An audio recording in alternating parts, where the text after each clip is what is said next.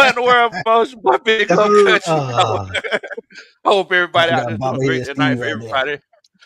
For everybody out there that don't know me, my name is Big Low Country. I'm just old country boy.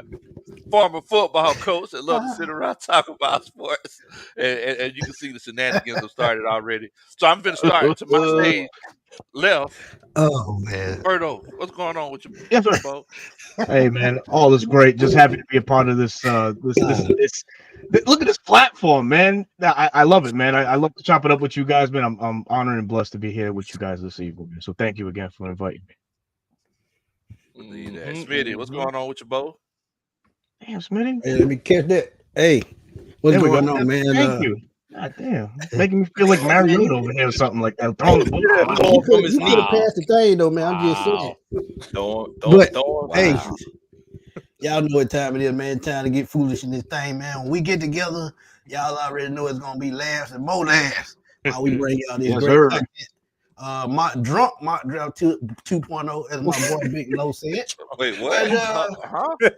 Already throwing on you the buzz. Hey, mute his button. Don't be afraid, just mute him. Man, I'm gonna pass it down to that dude down there. I'm pass it down to that dude so he can finish it off. Oh, go ahead.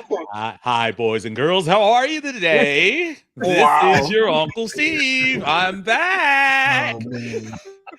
Fresh off a cruise. And I enjoyed myself and the family and celebrated my daughter's birthday. But I am more than happy to be in here with this eclectic group of gentlemen here. Is that cool? Gonna have to get the thesaurus for that. Thesaurus, try to figure that out. Okay. Let me get my dictionary. Hold on, eclectic. Well, while y'all looking that up, I'm gonna give it to my boy, Chris. Hey man, what's going on, man? Hey, it's bro man from the Fifth Flow, aka Chris Tip Mo, and I'm back on this illustrious panel with the bros, and we talking about Falcons and then some. You know, it's just A1 Forever Sports, man. Chris Tip Moore, man, be generational because it's always time to be, and don't you settle for less because you can always have more with the vision.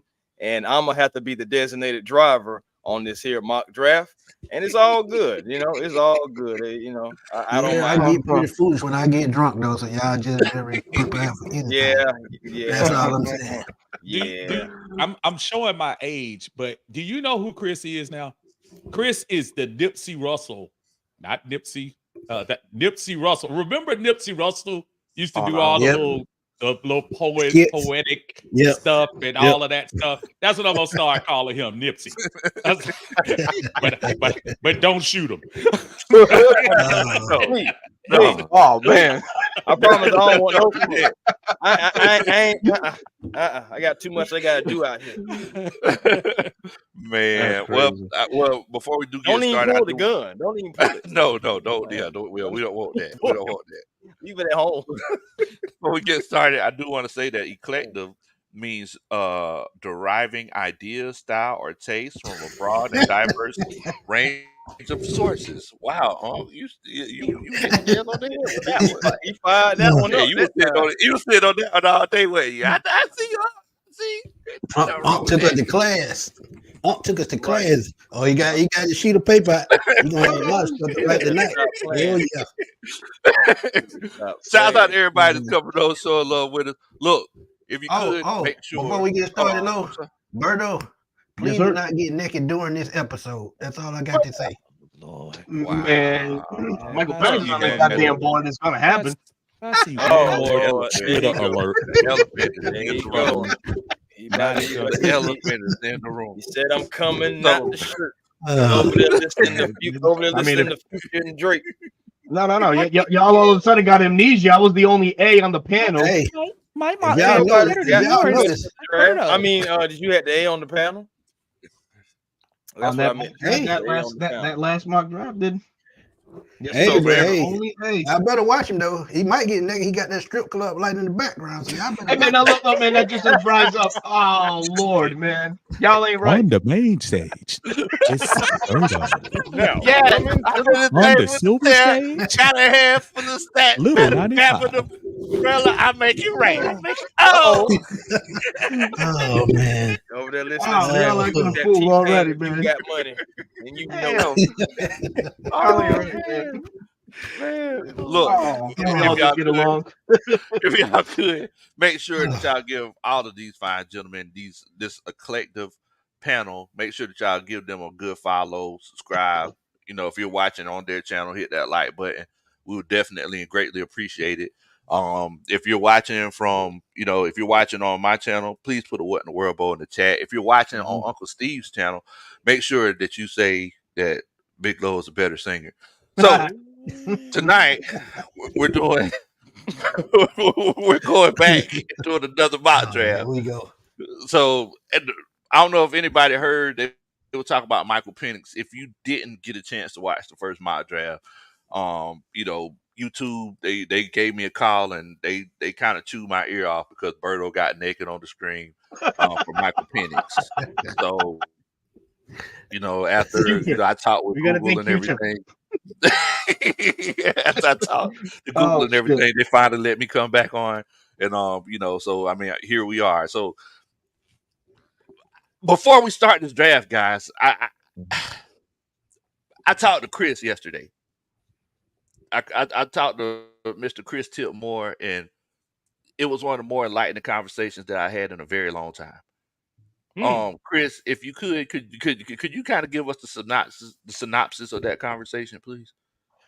Oh, well, we was talking about a few different things, but I think the conversation you're talking about in particular was when we was talking about the tendencies of our GM, Terry Fontenot, and just his track record and things that he doesn't like to do. And then as the Falcons as an organization, things that we do and things we damn near don't ever do. And that is trading back. This is something we want to happen, but our history shows. And if anybody up here on this panel knows, please tell me, when was the last time that the Falcons traded back in a draft? Not in the first round.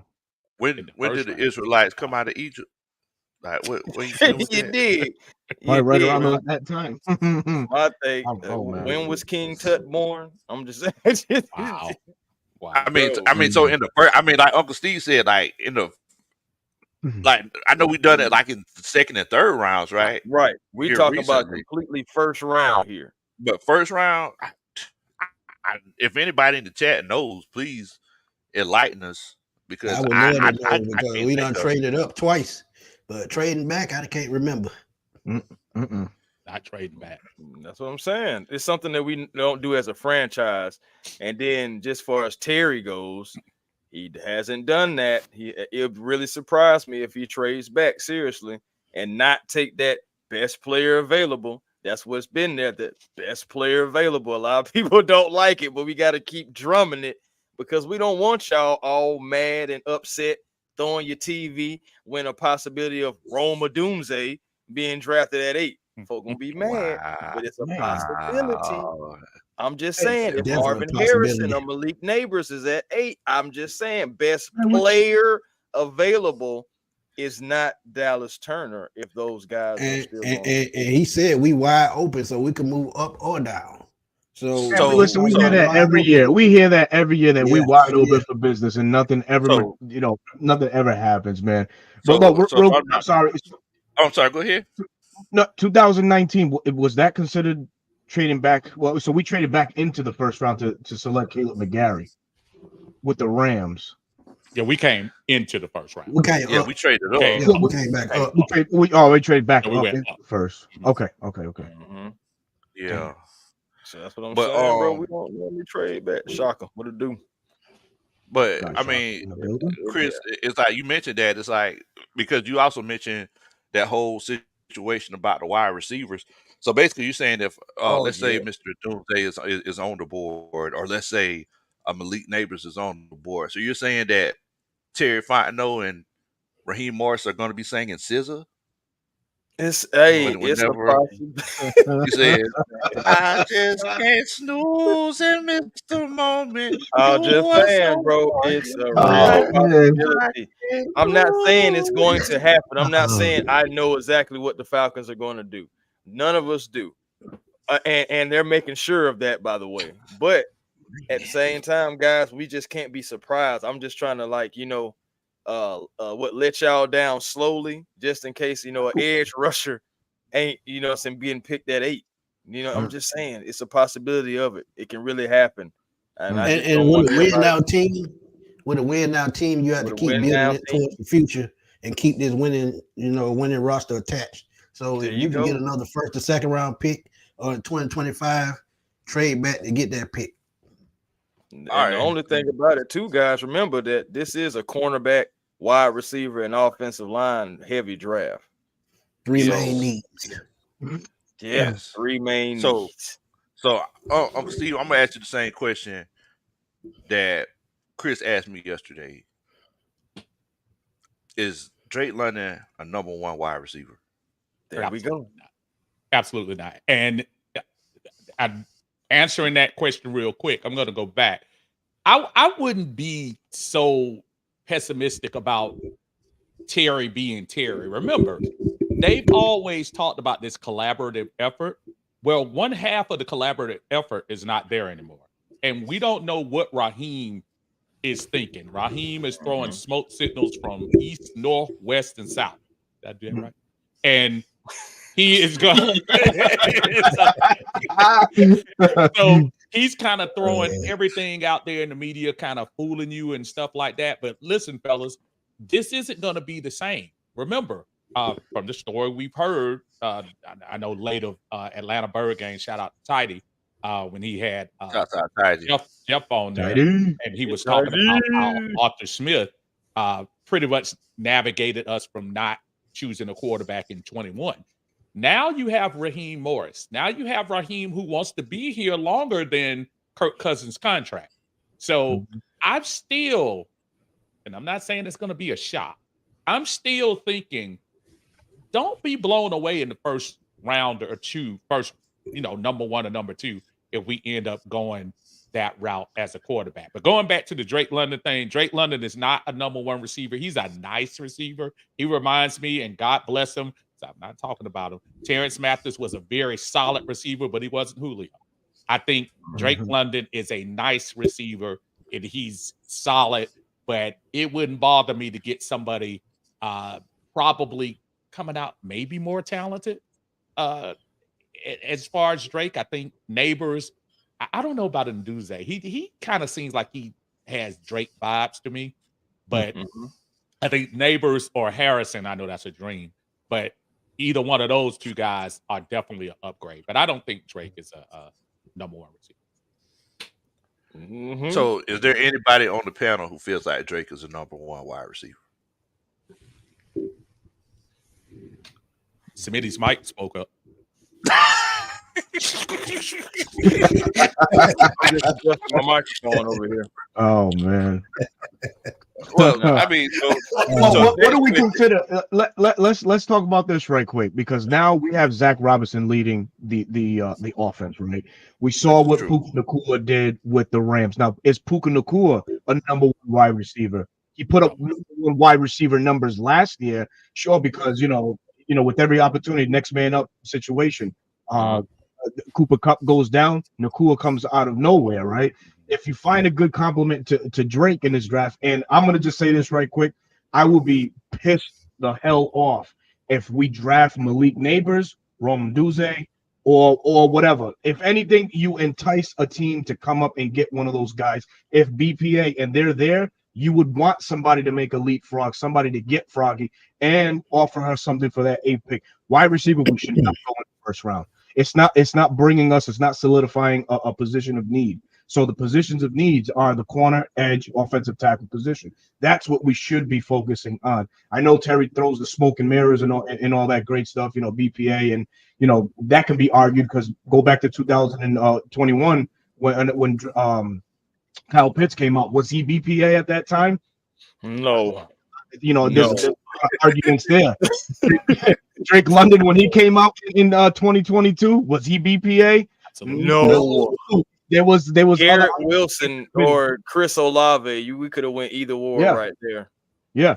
So what I'm basically like trying to tie is we gotta stick to what we need, man. We can't add another shiny new toy. But back to the Puka Nacua situation with the Drake London. Sorry, long-winded in this one, but Oh, you good? It's all what the offensive coordinator makes it out to be. You know, Zach Robinson and company, really weren't shy of feeding a rookie the ball. Now Drake can walk into that situation this year where he's exclusively, featured in that. He does have some speed, deceptive speed, not the long speed that, he's not a burner, but he does all the little things the right way. And we've seen wide receivers here in the past, such as Roddy White, that weren't burners, but just did everything, all the small details the right way, the excellent execution. Exactly. So possession receiver, yeah, sure, but he put up number one numbers. And even right, he was 25th pick in 2005. Absolutely, right. And sure, he's a possession style receiver, but man, he was putting up numbers even when Julio was here. So really, Drake London, give him the opportunity. I think he could put up number one receiver numbers for sure. Yeah, and I'm not mad at that, Berto, because not at all. I say this it seems like I say this every show. Football is just like life. It's the circumstances that you're given make a huge impact on what you're able to do. I feel like the reason why we drafted Drake London is like somebody who doesn't have the best figure putting on a big shirt. That's what Archie Smith was doing. Archie Smith knew that he didn't have no business, and he couldn't design any pass route concepts to save his life. So what did he do? He said, I'm going to get the biggest thing out here. Somebody who can touch their knees without bending over. Somebody who has a huge catch radius. Because and the thing about it is, I can't scheme them over. Go ahead, Chris. And the thing about how easy that decision was too is because he knew for a fact we didn't have the most accurate quarterbacks in the room. So I want the tall guys, the big guys, that can play a little basketball, box guys out. But I also need tall guys because if the ball goes a little arid, they can be at least pull it down. They can be at least to pull it down, some guys. Bro. And I'm sorry, guys. Y'all got to remember this too, Lo. And remember this, we talked about this too, Lo. All right, we say, all right, who thinks that Drake is a number one? I mean, I think he's on the way to a number one. I don't think he's number one just yet. I don't think you can drop Drake London on other teams and he's their number one receiver. You know what I'm saying? Just straight out, without even no matter who they draft or anything like that. It's only a few guys that's in the league that's like that. And Drake can possibly be on his way, but he's just not there yet. And hopefully Kirk can get him there. Now, on the flip side of that, we got to think about this too, y'all. Regardless of the signings, we still don't have a number two receiver. Yes, I said it. We still do not have a number two receiver. And I like Darnell Mooney. He's a very complimentary piece. I think he's going to get some catches. I think he's going to blow the doors off of a few teams. I do. But he's not a number two. And that's why I said that's why I said we have targets and not number ones and number twos. Number one target, Kyle Pitts. Number two target, Drake London. Number three target, guess what? Bijan Robinson. There you go. There you go. And that's in that order, guys. And then you still got to think about possibly Tyler Algiers. And we got guys on 1-year deals like guys like Rondale Moore, who's at the end of his contract, Kadero Hodge. Our wide receiver room isn't stellar like that either. We just have a few guys here, a few guys there. We have a couple of guys that forms into Voltron for our number two. That's what we have. I ain't mad. We don't even have just one guy. They have to assemble. Shouts out to my homeboys out of your Falcon Mind over there making some great content. Mike and John. Also, Larry. Definitely, man. Y'all go check those guys out. Great Atlanta Falcons content. Also, my homeboy Larry from the Dixon way is in here. Shouts out to the Dixon Larry way. was losing his mind on that Braves game. Y'all need to make sure y'all watch Larry. Larry be Bro, making me laugh so Yeah, hard. telling man. y'all, Larry passionate, boy. Great content over there, man. great content, Hey, man. Larry, let him have it, boy. I'm telling you. Man. He do. He don't hold no punches. Y'all Oh, check out. shouts out to them too. I think they got a Fanatics little gig too, man, with the That's online right. stuff. That's right. Yeah, So shout out yeah, to There them you and go. that, man. Congratulations. definitely, Hey. man, definitely. So I mean, basically, it's one of those situations. Shouts out to the chat, everybody that's in here. Much love to everybody. Thank y'all so much for joining us. Could have been anywhere in the world tonight. But I mean, so going into this mock draft, like basically, I just wanted to kind of acknowledge the conundrum that we have in the room because Right. I mean, look, ever since the season ended, we all knew that we needed a pass rush. Right. But we also know that there's going to be people there who could very well be the best player available, and we got to figure out what we're going to do. We also got a Superman chat. Padre said, "What's good, fellas? Have the Falcons drafted Joe out yet?" Also, has Uncle Steve accepted that he and Birdo, keep your Dalvin shirt on. that he's the Mr. Dalvin of the group? Hello, I hang up and listen. Dun da da. That's a Superman chat. I Oh mean, the Lord, subliminals are just Oh, amazing to me, man. Padre. What? Yes, sir. You My know, Oh, goodness. man. I've noticed our friend Padre has had quite a bit of hatred in his heart lately. oh, I've noticed that. I don't understand oh man. why. I mean, I brother, can't. if you wanna hang on to Ronnie DeVoe, go ahead and do that, brother. But you need to Wow. get with Ralph. It's not playing. Wow. Mhm. Oh, okay. He might Daggone. not even be Ralph. Man. Well, Oh, wow. that's the Wow. biggest. Ain't nobody came to see you, Otis. Not as Oh Oh, man. man. much. Well, look, man, without further ado, let's go ahead and do what everybody came here for. We're going to go ahead, jump on into this Yeah, mock draft. Blackbird. So we're going to do Yeah. all 7 rounds. And, we just going to see. So, but before this draft even starts, I did want to ask y'all, like, who's the guy that you hope could fall to number 8 before we even get it started? Who's the guy that you're Well, hoping? well, you know I like to start stuff, so I start off. Always starting that book. I mean, go ahead, Smith. I'm gonna stick to my gun, man. What I said from the beginning, since we just 1 week away, the hell with it. I'm trading up and going to get Marvin Harrison. I'm just going all out. Dang, Smitty. Mm. Smitty said I the mean, closest all the edge rushers are going to be available, unless something. What you say, Smitty? In case you didn't Oh, know, oh man, hey man, but all the edge rushers should be there. Barring a miracle in the top of the draft where some team, just makes some bonehead ass move and takes somebody that ain't supposed to be there, or supposed to get drafted there. So I'm anticipating any one of the edge rushers. But low key, I'm gonna agree with Padre on this one. That's something I've been saying for a while too. Joe Alt, if he's there at 8, you run to the podium and hand in that card, reading his name. I've said this the minute that we signed Kirk Cousins.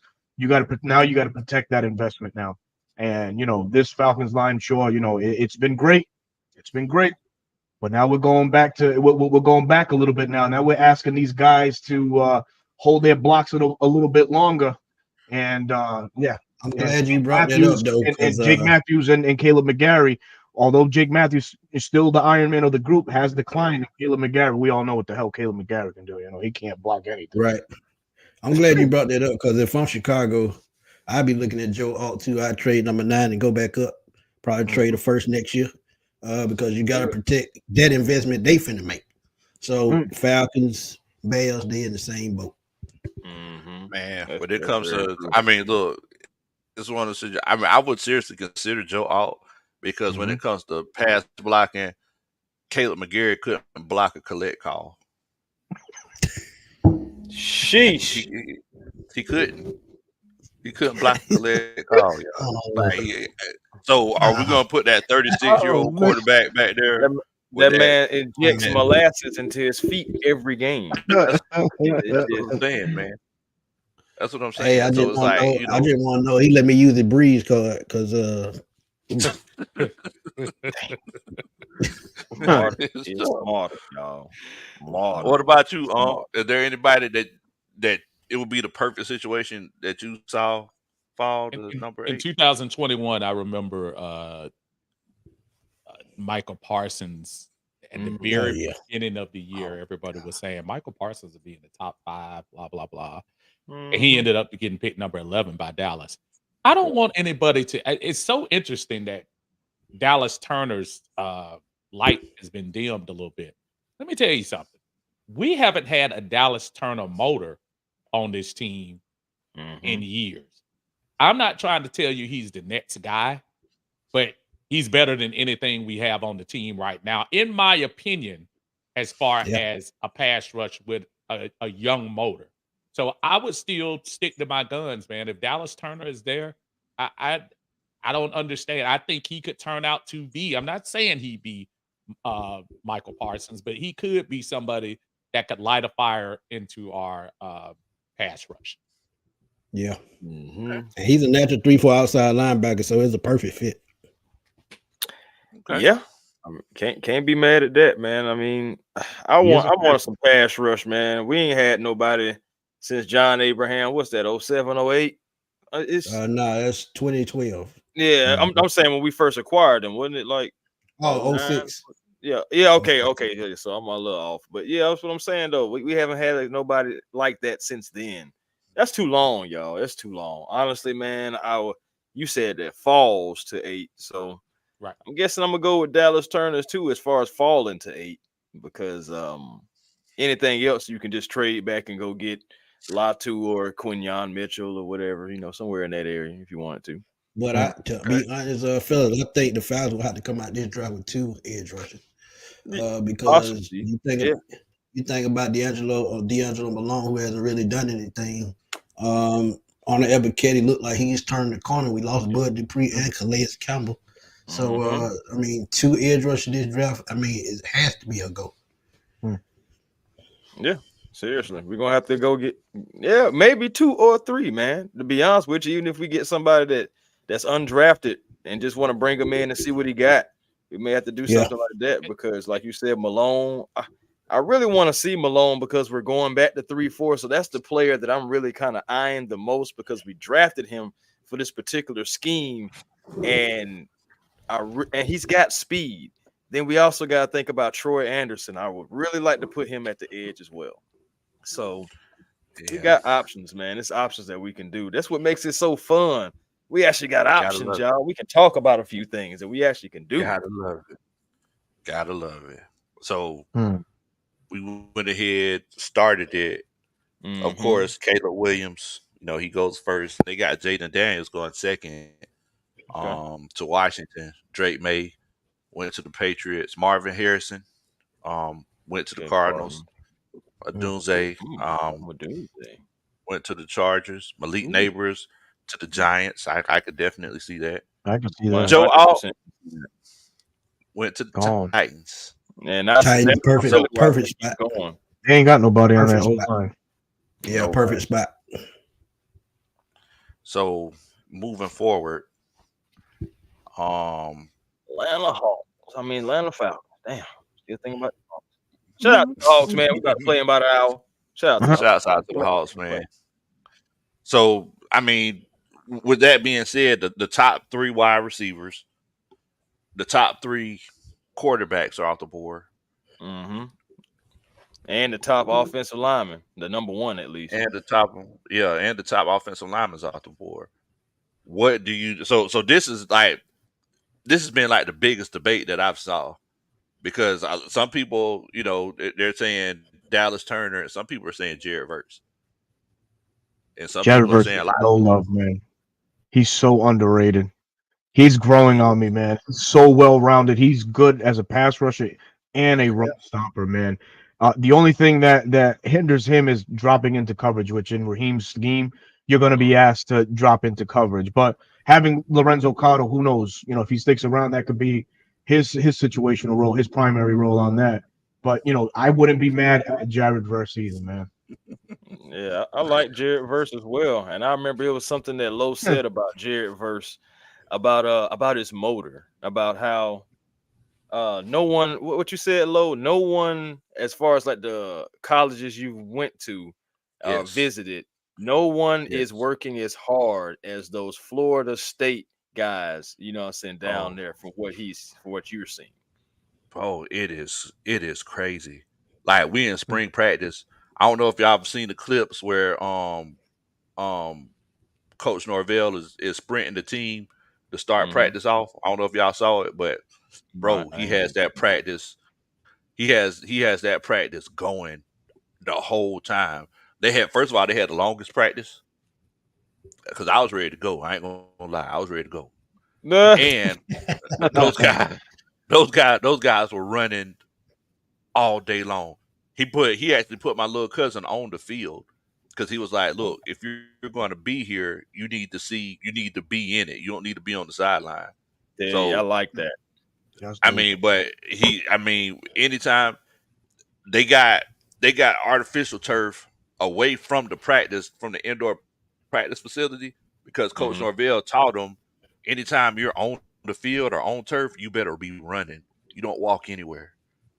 And those are the types that right there in itself teaches me that he's gonna come in with a motor. He's gonna have synthetic oil. He ain't gonna have the Dollar Tree cooking oil in there. He's gonna have synthetic oil. So I mean, but I mean, Dallas Turner is just like I think Uncle Steve mentioned it, or I think Chris mentioned it. Dallas Turner might fit the system a little bit better. I mean, he may. He really may. I mean, for what he's trying, for what we need him to do. Yeah, he's the fastest out of the group, so he's that's a plus. The youngest, if I'm not mistaken, right? Yeah, and the youngest, correct. Yeah. I mean, for people who care about the age thing, that's another thing too. You're getting a guy who's 21, and you can have him for hopefully the next 10 years. Just saying. Yeah, something to think about. I think in Alabama he was asked to drop back 226 times. They showed a chart, a breakdown. Him, Latu, all the top edge rushers in it. He came in number one. He was asked to drop in that system more than any other edge rusher. So, yeah, for all those things mentioned, he might be the guy. Well, and like let's not forget that in Coach Morris's system, his scheme, he has his edge rushers to drop back more than any other team in the NFL. Yeah, right. So, right. I mean, is it a situation where we're gonna, because I mean, I know Uncle Steve, he's out there just waiting to get naked, but I mean, is it a situation where as long as we don't go with what Berto says, I'm good. I don't. Yeah, I mean, it's just the slander. Come on a Wednesday night, whatever night we at, man. Come on now. Oh man, like goddamn. I can look in the background behind that strip club light, and I can see something with JJ McCarthy on his car. So I'm just like, right now, I just oh man. No respect, man. No respect. Unbelievable. Yo, Rodney. I'm gonna start calling you Rodney. Your name ain't Berto no more. Rodney. Oh shit, man. Y'all are trip, man. So, I'm assuming make sure y'all check out my man Rodney on Bleacher Report. You know it, brother. I'm on there. Oh shit. Oh man. So I think it's consensus. We're gonna go ahead and go with Dallas Turner. I can rock with Turner. Yeah, I think Turner. I can rock with Turner. Right, yeah, I can rock with Turner. Let's do Turner then. Why not Quinyon Mitchell? Cause man, y'all don't like Here go Berto. Like I like Quinyon. Here go Berto. Whoops. We need an insurance policy just in case AJ don't work out. And we just lost Xavier. Hey, the Texans don't need no more wide receivers, damn it.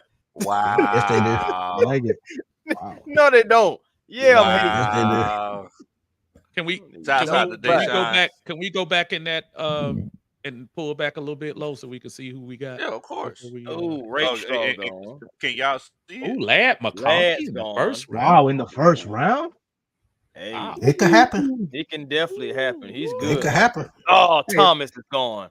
But Hey, I look, mean, I'm let not me. Okay, surprised. Chris, you like Brian Thomas Jr. from I LSU. do. What do you see about his game that you like? Well, about Brian Thomas, for one thing, he's not just one of those guys that can take the top off. Like he can navigate between the safety and in the middle of the field. That's what I'm trying to say. Yeah, He yeah, can I also got go in the you. middle of the field as well.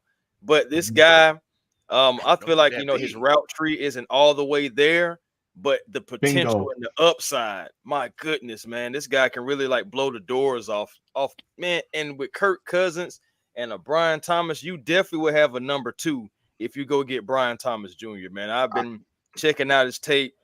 I like his intangibles. I do, and I also like some of the things that was checking out some of Steve Smith's content actually, and he had some good things to say about him as well. Yeah, So yeah, right.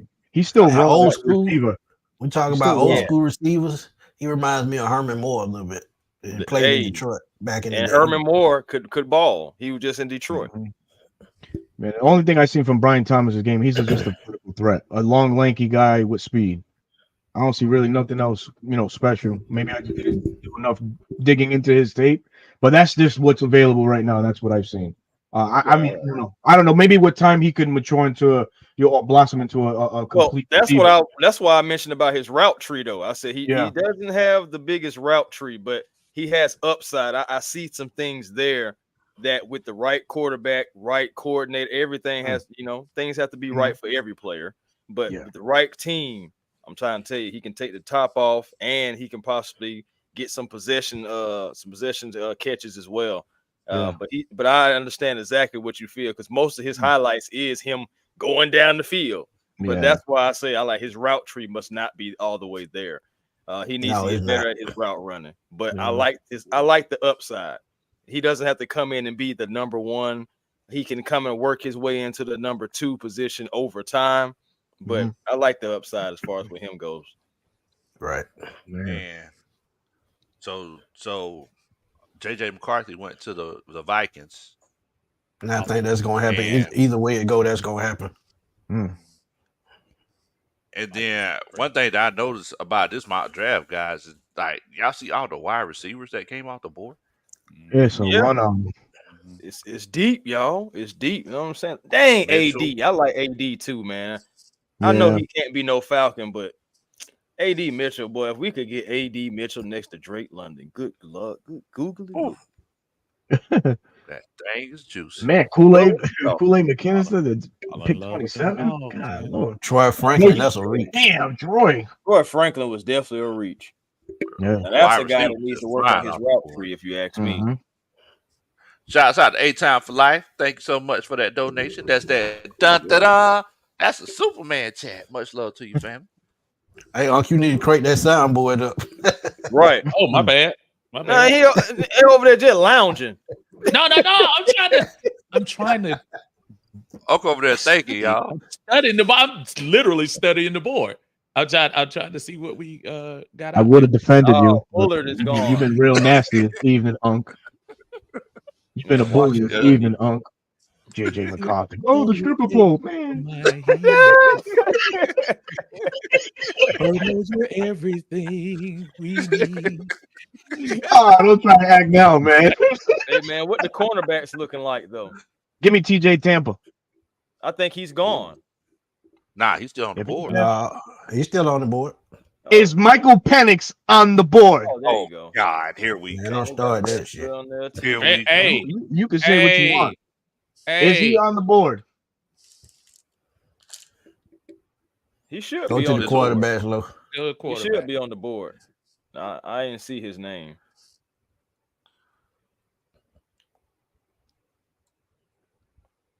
So y'all don't like Sweat no more since he don't got into something. Oh man, but he might be able to get him lower. You might be able to get him lower. You're right, Unc. Yeah, he's gonna drop to about the 4th round, I think. You might be able to get him lower. Yeah. No need to stretch. No QBs left? Nah, that's not true. For some reason, they let me go up. some reason. About to say they don't like low tonight. When I'm drunk and I'm working. I call it the drunk mock draft. I can't figure it out. I just don't care at all. I just hope you Man. Michael Penix is still on the board, y'all. Still on the board. Okay, listen. Talk about it, folks. Mark this down. 8:44, April 17th. I'm agreeing with the Puerto Rican El DeBarge that we go Michael Penix for quarterback. Yeah. Listen to me. Wait, what? If you want do-rag season. If you want, wait, what? Hold on. Hold on now. Wait, hold on. Hold on now. Wait a minute. Go ahead. I'm sorry. Go ahead. With my cup. Hold on. Go ahead now. No, listen. Raw needs to have somebody there past Kirk Cousins. He needs to develop somebody past Kirk Cousins. There's no way you thinking Heineke is going to be your guy after this goes out. So you get your quarterback, you get him in your system. Wow. Do him Jordan Love. Don't do him like, our buddy Desmond Ritter. Don't go that route. But do him like a regular rookie should be. Sit on the bench for a year or two, learn behind a rookie, and that's your next quarterback in 2020. We just came back to this conversation. Verbatim. I know we're not coming back to this conversation. That. We spoke on that with the only A. How do we get back here? Draft.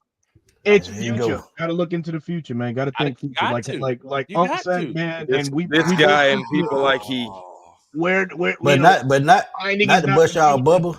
Not to bust y'all bubble. Yeah, when the way teams are gonna be reaching for quarterbacks. Yeah. I don't think he makes it out of the top 10. I hear you, Smitty. Oh, no, definitely. And this, of course, this is a mock draft simulator, so it's not official. And I agree with you wholeheartedly. Yeah, they don't know. Penix ain't gonna be in the second round. I don't see Penix being in the second round for real. Well, but if he's there, hey, that's a great argument for both of y'all. If he's there, I'll say this though, Smitty. If he gets past pick 32, you're gonna see multiple teams go up to the number 30, try to get that number 33 pick, because then you don't have that guaranteed money that you have to worry about for that first round pick. You can kind of come in at a different level of salary. And then they're gonna overpay for him too. You're gonna see teams giving away first round picks for next year in the second round. That's crazy. You just might. You know what? I can see Dallas trying to get him. I can see that. They sure.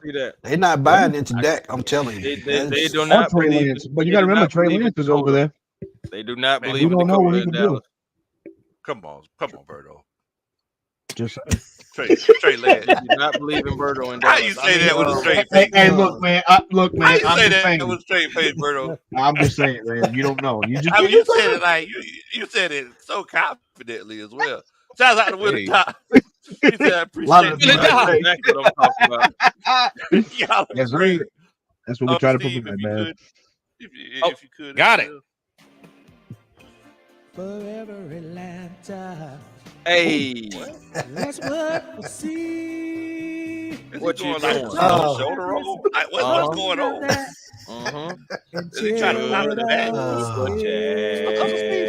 Hey, I got that New Jack City soundtrack over there. What's going on? I'm trying to tell you. I'm trying to figure out what you're doing over there.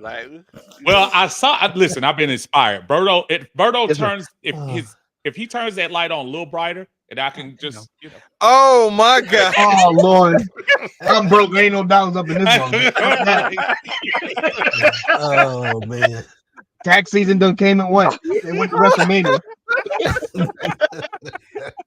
Hey. Man. Wait.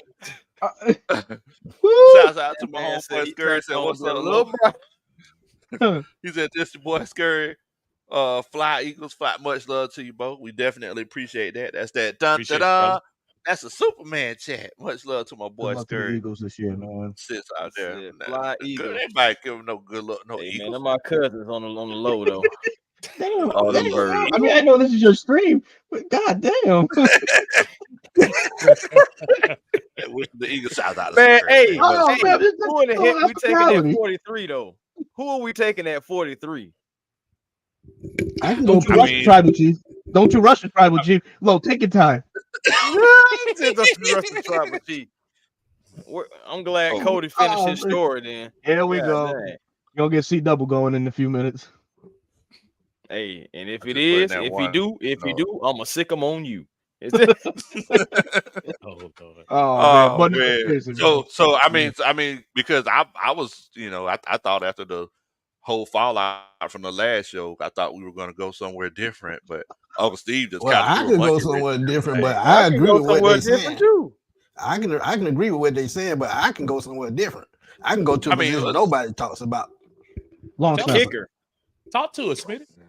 Oh, linebacker, Edrin Cooper, Texas A&M. The You talk kicker. about Nate Lamont on a 1-year deal, Kate Ellis 2 years, Troy Anderson coming back from an injury, so middle linebacker is still a need, and you get another leader on that in that middle linebacker core.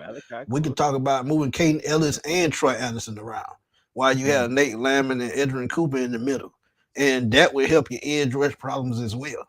It would. Yeah, It really would. Hey, that's true. That is true. Hey, what about Chris Bradwell? What y'all think about that? I like him. Yeah, he just like Dallas Turner. He has speed, power with his hands. Wouldn't that be something to go get out to the both of them? quarterback? It would be. Wouldn't that be? I mean, the time's there because Dave Hustable is the defensive a defensive consultant, and he coached both of those guys, so it could happen. Just saying, it's out there. I realized he had 13 sacks. Hey, I know, right? Falcons about to get skipped. Antonio Henderson. We're going to have to draft in the 3rd round. We're going to have 3 picks in the 3rd round. We got 3 in the 3rd, y'all. Man. We having fun with it, man. That's funny, man.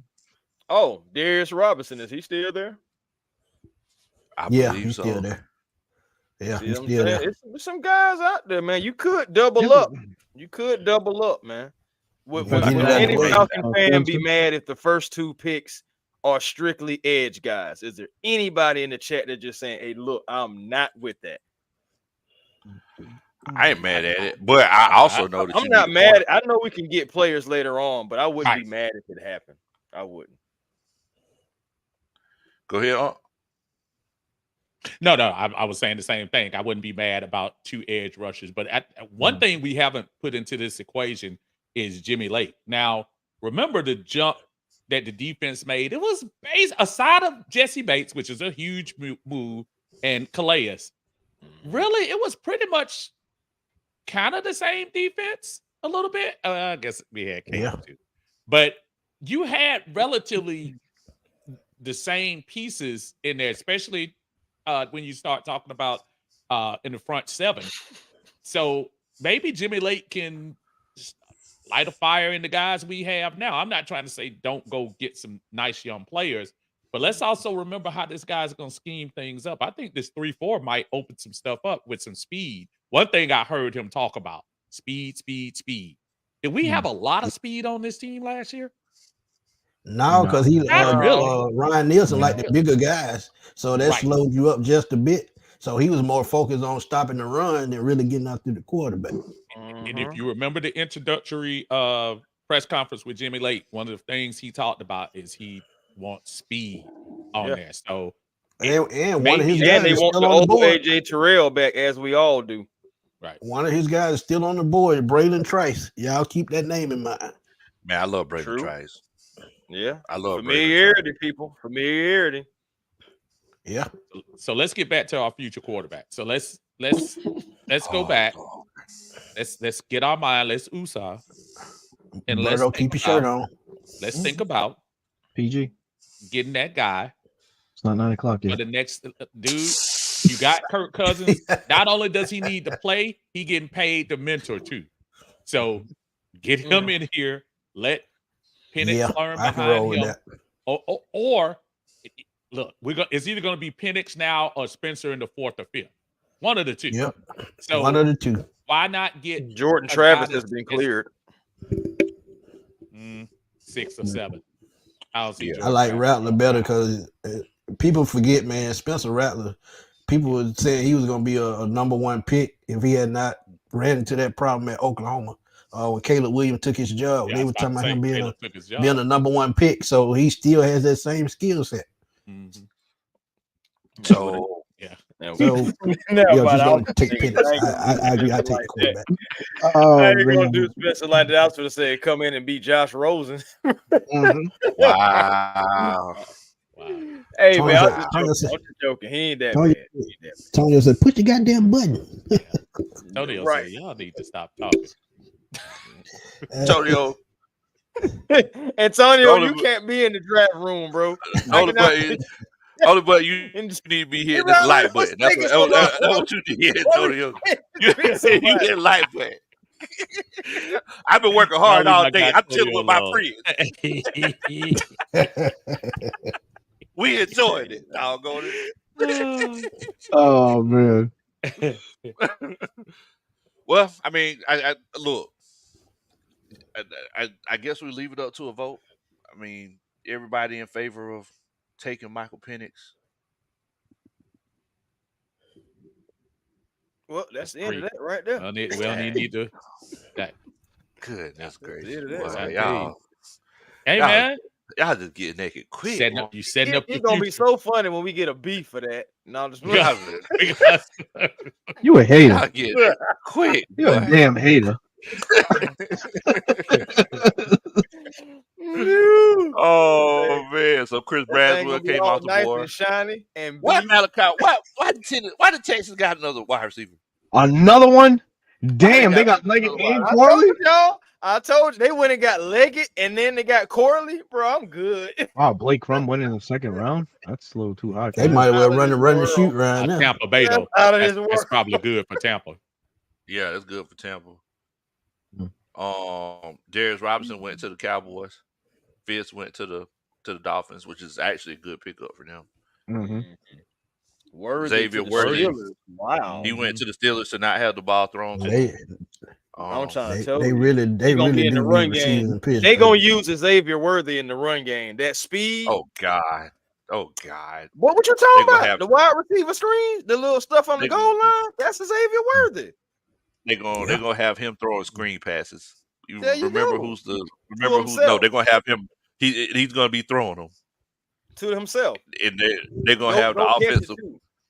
They're gonna have the offensive. Positionless football. You're gonna be the quarterback and the wide receiver on this play, and we're gonna put everybody else on the same side and leave you right here. That's what's gonna happen for Xavier. Arthur Smith gonna have the offensive cornerback line at 73. Arthur Smith gonna have the offensive line coach report eligible and throw a screen to him at the goal line. God damn. How we looking on cornerbacks right now? Cornerbacks. Yeah, cornerback. We probably need to go cornerback here, y'all. For real. I mean, y'all try to get another Kyrie. Yeah, Kyrie Jackson, my guy, man. He a Christian clone, a Christian Gonzalez clone. 6'3", 195. 24? He's already 25 years old. Well, he about to be 25, yeah. Halfway to his art card. Yeah. I'll tell you, boy. AARP, he gonna be getting that discount. Hey man, Rolando Green is cool too. Ronaldo Green from Florida State. Yeah, that's another good one. He gonna be a slot or a free safety. Hey man, I know a guy who he can take his spot if you want to. Who else is out there? Dang, it's getting Chris Abrams right there. He's probably the most. Chris Abrams, he pretty good. Athletic one. Hayden is a sleeper, but I wouldn't take him here. Dang. Yeah, Chris Abrams. Dang. Everybody got snatched. Yeah. Yeah, Chris Abrams. They have to go Kyrie, man. Yeah. What's defensive line good? Low defensive tackles. What defensive tackle look like? Yeah. If Kinlaw is still there. Kinlaw, he gone. Nealon, I'm sorry. Nealon. Damn. Marshawn Nealon, he a defensive end. Yeah, he is a defensive. He's not. Boy. pull Sweat down a little bit more? What was his? Yeah, we could wait. We could wait one more on him. Yeah, Hey, I 83. mean, got him I like mean, We look, could 120. wait. you can say, I mean, Yeah, you it say dropped. that though. Wow, he dropped. Yeah, he's gonna drop, man. That's you know. And Mhm. and the Cowboys And- gonna come across him and be like, Oh, we And don't the big, have the that big look. question gonna be And pick the him big right question on gonna up. be just like Jordan Davis a couple years ago. Is he a 3-down player? That's gonna be his biggest question, and I say He's no. not. If he's I a don't think he's 2-down gonna be a player, 3-down that's gonna be good enough for the Falcons because Heck they yeah, already that's all have we it need. on Yamada and Grady. Yeah. Yeah. Hey, all we Lo, need. can you bring up that kid right there? Can you bring him up? Dwayne Carter right there out of Dwayne Denver. Carter. Hey, I like Yeah. Carter. Man, do I like Solid highlighted Carter. him run, solid run yesterday. stopper. I highlighted him as a sleeper pick for the Falcons yesterday on Bleacher Report, man. Yeah, I Yeah, mean, we you seen it, get man. out. 3-year captain, man. This kid, he's ready to go. He's ready to go, man. What's his measurables? 6'3". Okay, yeah. 305. 305. Yeah. That's And who was 6'3", wreaking havoc for Raheem with the Rams was Kobe Turner, same Kobe Turner. size, Light, bro. 6'3". 3-4. You You need said he- somebody bigger than that, man. You said he like You need somebody bigger than that. if this you gonna do is it. the Man, cotton. I'm gonna have to get me some. I agree with you with that. Yeah, you need. need somebody bigger. But if we're gonna see what the same style defense, the Mhm. Vikings didn't have a true nose tackle in their defense neither. And Coach Leonard Raheem Taylor. most out of He's pretty quick. Kobe I Turner. think he's Used him undersized all up too. and down the defensive line. Yeah, I hear you. Yeah, I mean, because they're gonna be running like that 3-4 under. So Yep. it's like if you look at the Rams, lineup from last year, their nose tackle, like their defensive tackle, I think he was like 290. If I'm not 295. mistaken, It was he was Kobe like Turner. 295. Yeah, 295. so exactly. As a matter of fact, their weak side end weighed even more. Mhm. And Gaines, Gaines was over 300 pounds. No, that's Gaines was over 300. not Gaines. That's It was Hoyt. Was it Codal? I mean Hoyt. Yeah, Hoyt. Yeah, he was like Hoyt. 310. Yeah, Yeah, he was over 300 too. I didn't know he was that big. Yeah. He a hunk of chunk.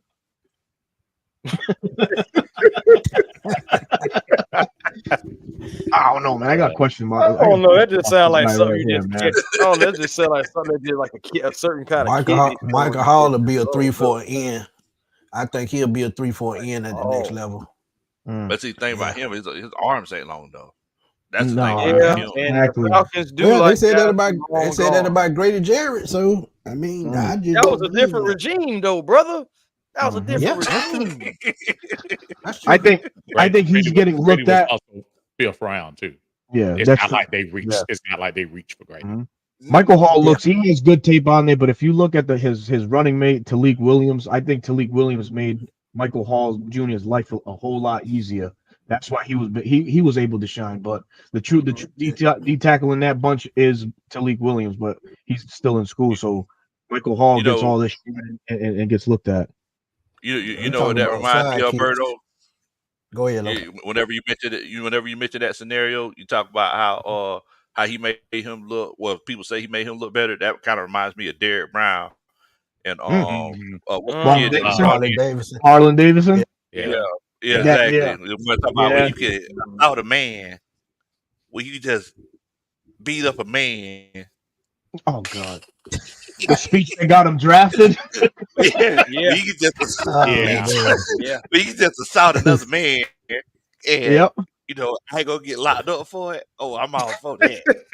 Yep. I can just take that man to and we see how that worked, right? Like Shades of tech. Seriously. Exactly. Mr. Brown over there, he's still getting paid. Like he getting broke off in Carolina. Yes, he is. Meanwhile, he just Mr. Marlon Davidson. Mm-hmm. Meanwhile, Mr. Marlon Davidson, he, I don't know where he's at now. Oh, I know where he's at. I just had seen him. He is working cashier at 7-Eleven. Wow. Wow. You are that was a low blow. You're mean, what are you talking about? I seen him. That's messed up, bro. You're talking about beating up men. And he was the manager at least. He wasn't like one of the workers. He's he opened and closed the store. So what we talking about 274, man? You I know like what? the guy to the Oregon. quarterback. Then we what's the cat? Oh, the from cornerback. Oregon? Antonio, he said they about to give us Desmond Ritter back as a time penalty. Wow. Dang. We just forget the draft pick. Just take the That's draft pick and cold. get him Ritter. That's bad enough. I'm like, dang. Damn. Good gracious. Oh, man. I mean, I feel That like war this right kid there. fits the scheme pretty well. Yeah. Yeah, you see Yeah. Kyrie Jackson. Kyrie. Yeah, let's go ahead and roll with Yeah, him. man. Big corner. We physical. I like Then it. we got another pick. A few picks later. Do we go Sweat here though to make sure we get him? Yeah, you know what? That might be a safe move. I hate to bust you guys' bubble, but Arthur Blank ain't gonna want to deal with that. Oh, talk about DUI Sweat. might be different than Ain't gonna deal with that. something. Bro, you can't get a jaywalking charge in Atlanta, okay? You get you're not gonna be a Falcon if you get a jaywalking charge. Yeah, I'm kind of skeptical, man. I think if we let him go after this pick, I think somebody gonna let me tell you one reason to be a little different about that now, Chris. There is a different coach here. I'm not trying to tell you they're not looking for high character, high value kind of guys, but you also have somebody like Raheem in here, and has some folks in here that I think might be able to kind of get to these fellas a little bit different than the last regime, possibly. I don't think it's beyond looking at somebody like Sweat in this position right here. I think Blank will go with whatever Raheem says, and you know they're gonna vet him. Yeah. Yeah, I say go Sweat here, man, just to make sure we get him because I'm not mad at it. We need that size in the middle, man. Only thing, Dr. John, I think he might be on the board, bro. I think he was on the board prior to last week's antics. I just think the only thing you just got to worry about, hey, do I have to watch him? And you don't want to have a guy that you have to watch. But as far as you can't deny, you can't teach that size. What's those measurables, Low? 6'3", 330, 340, 340. 362. That's what I'm talking. Listen, folks. That's a walking deep freezer. Dude, that's that was Sweat. That's that wide body refrigerator, right? Robert Trailer. 23 you can years let an old. airplane on that boy back. His knees ain't gonna go bad until he's 26. So let's go on and get what we can out of him. Wow. Especially as a third round. Hey man, listen. As a resident big guy, I can tell you the knees are the first thing to go when you got a little size on you. So that boy probably got making knees. You don't know. He might have making knees. Apple knees. I say Sweat, man. I listen. Yeah, we can't take that chance to third, fourth round. I just don't everybody in the chat, if y'all feel like we should get Sweat, put a 1 in the chat. But it seems like it's pretty much a done deal. Everybody on the panel is singing, "Make me sweat, make me water." I'm just saying, make the pick. I ain't said all that. Oh, okay. Hey, look, man, bro, man, Chris, like, you're mighty offensive, man. You taking things up the wrong way. I was just saying. Make me water. Make me pause. Damn, you singing for the lady, bro. Oh man. Listen, he get in some of this Georgia. He already in Texas. He gets in some of this Georgia heat. He gonna come down to at least 352. Yeah, he gonna burn some of that fat back off his neck for sure. Yeah. So as long as they don't be walking around in training camp calling them fat back, we good. Hey man. Wow. You finna chase me around that mug. We don't need him to be special. We just need him to feel space. You gotta lean on folks.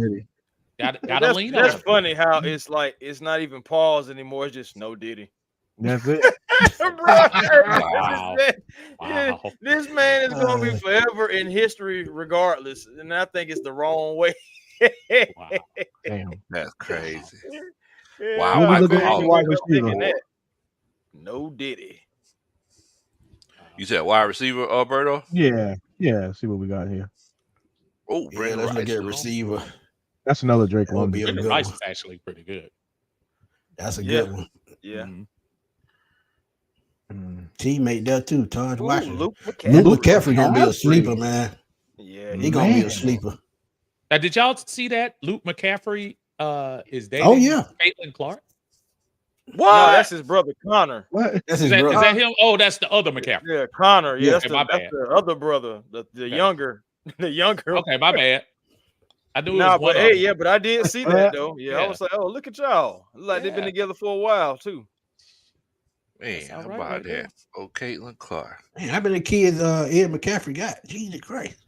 Hey, man. He got a nursery. I don't think he knew where they came from. Like doggone Matthews. Man, shouts out to Greg Custom Kicks. What's up, Big Low, Smitty, Berto, and other homie is Mr. Chris Tipmore. He says, Big Low, did you see those ATL Bird Gang shoes I did for Tidy? I ain't see them, man. Yeah, they were dope. I saw them. I need some. I may need I got some a shoes sneak peek. too. Man, I'm gonna have to hit you up, Greg, because you know I'm gonna have to get my shoe game right before the season starts. So already.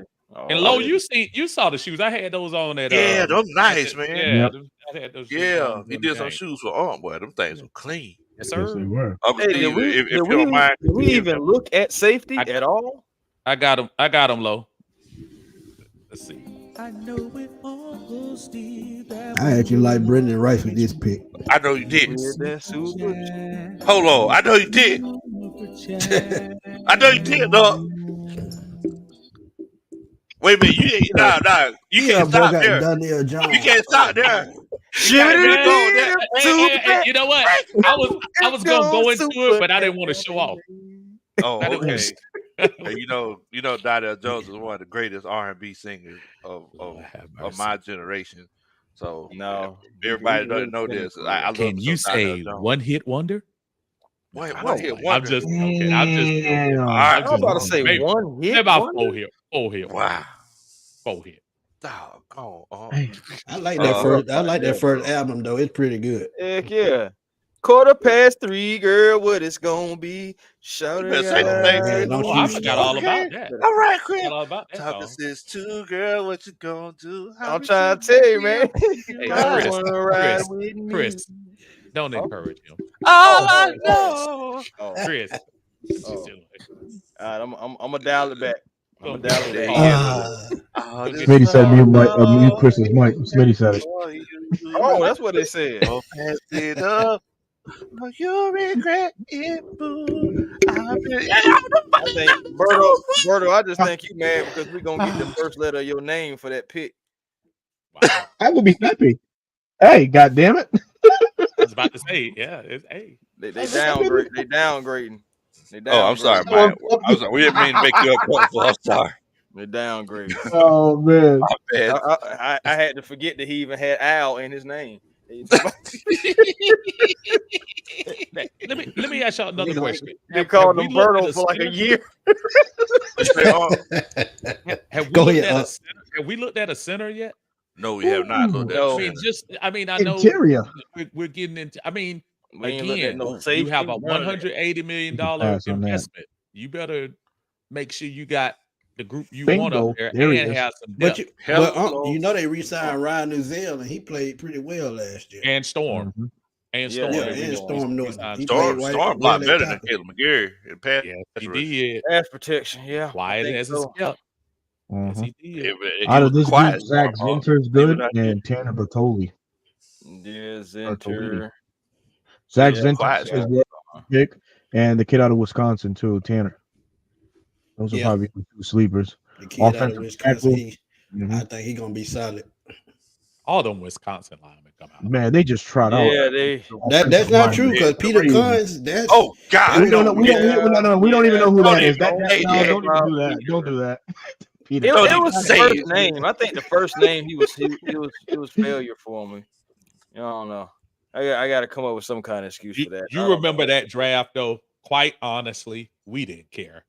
We gave up so much in that draft. I think they would just take them. They just blindly just went in there and Peter Kahn. Pulled out. People like, oh, All right, well, get out there. Yeah, that was right after we traded everybody for Julio. So Julio, right, we we had to Yeah. get somebody.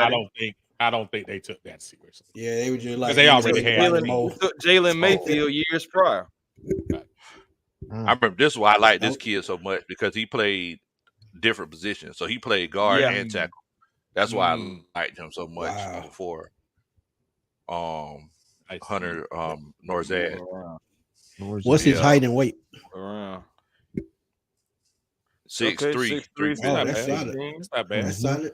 That's He's solid. a little short. 25. What's the edge group look like?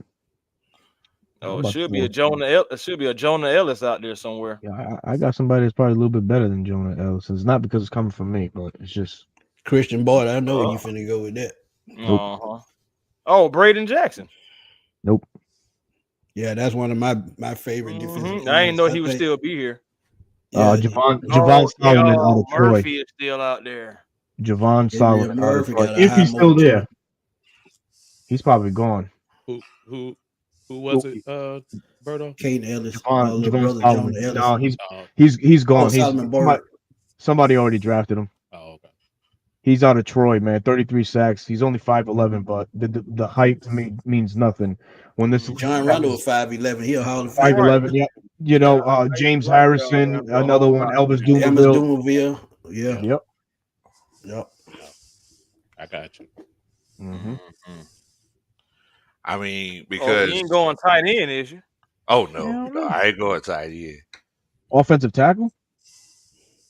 That's another consideration once again. I'm tempted to go for a third defensive lineman, man. To be honest. Heck yeah. I just seen Bishop is there. Oh my Cole God. Bishop. Cole Bishop is the guy, man. Oh, Tyrese Smith. Hey, if we get Cole Bishop, Richie Grant is gone. Period. I think if we Malik Mustafa is good on Cole Bishop now paging Cole Bishop. Smitty, I don't think that's gonna be.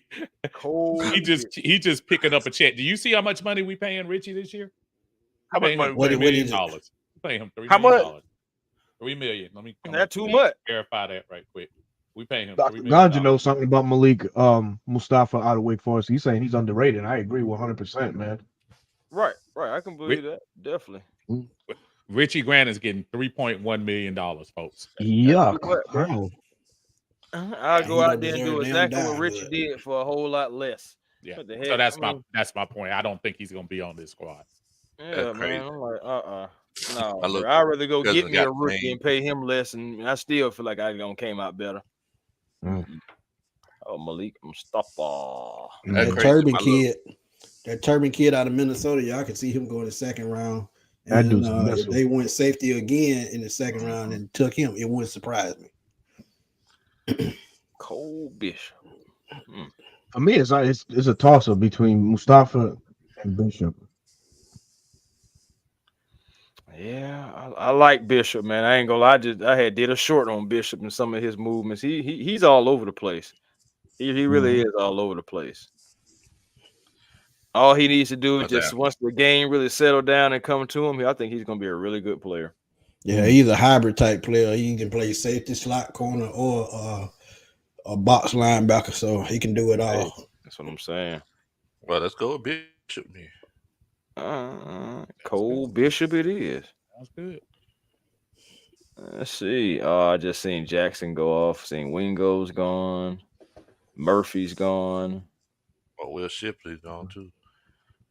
Yeah. Is the wide receiver Brendan Rice gone? Oh, if he's still out there right now, that would be crazy. I bet. Well, you gone. Yeah, he gone. Ain't even a Rice on the board.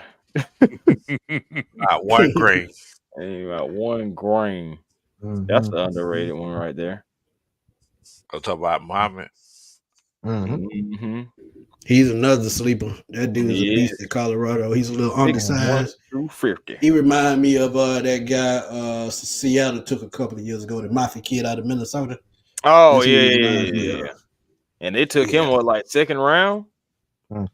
Yeah, I think so. Yeah. The defensive tackle still. Can we check that out again? please. Leonard Taylor's still there. Why is Leonard Taylor still on the board? Is Christian Boyd there out of Northwestern Iowa? Yeah, that's where I was going next. Impossible. Nope, he's gone. I'm about to say impossible. I don't like Jordan Jefferson. I'm sorry. No, Christian Boyd. Oh, Christian Boyd is there. What? Damn. Wow. That's crazy. That's gonna be. Damn. I'm telling you, I'm calling it. Love this man. He will end up in Pittsburgh if he fall this far. I'm telling you. Mm-hmm. All right. They love those. Like I said, Cam Hayward getting up in age and perfect replacement. Not if we draft him first. Senior Bowl, this young man was unblockable, man. Yeah, I saw that. Mason Smith is good too from LSU, but he's coming off of that major knee injury or some sort of lower leg injury too, man. But when he's on, he's on. He reminds me a lot of Jay Ratliff when Jay Ratliff played for the Cowboys. He tore his MCL. McKinley Jackson is another one out of Texas A&M. He's a good. He's another nose tackle, so to say. But defensive tackle, this right here, man, this would be. I mean, but the thing is that with Grady Jarrett and Onyemata, and I mean, I guess you got to think about Eddie Goldman too, though. I'm not even betting on him. Yeah, I mean, look. Don't get me started if he don't retire again. Don't get me started on Edward Goldman. Do not. Why you got to call the man Edward, though? Right. Oh, my bad. Until he plays a game, he's Edward. What? I mean, so I'm talking about with a T at the end too, no D. Edward. What you say, Lo? Oh, nah. I mean, so I was just gonna say. So I mean, is it one of those situations where, I mean, because I agree, like Christian Boyd's a dog, but do y'all think he would be there at 187? Possibly. To be honest, no. Because his name is getting brought up more and more. Real life, no, but this mock simulation, maybe.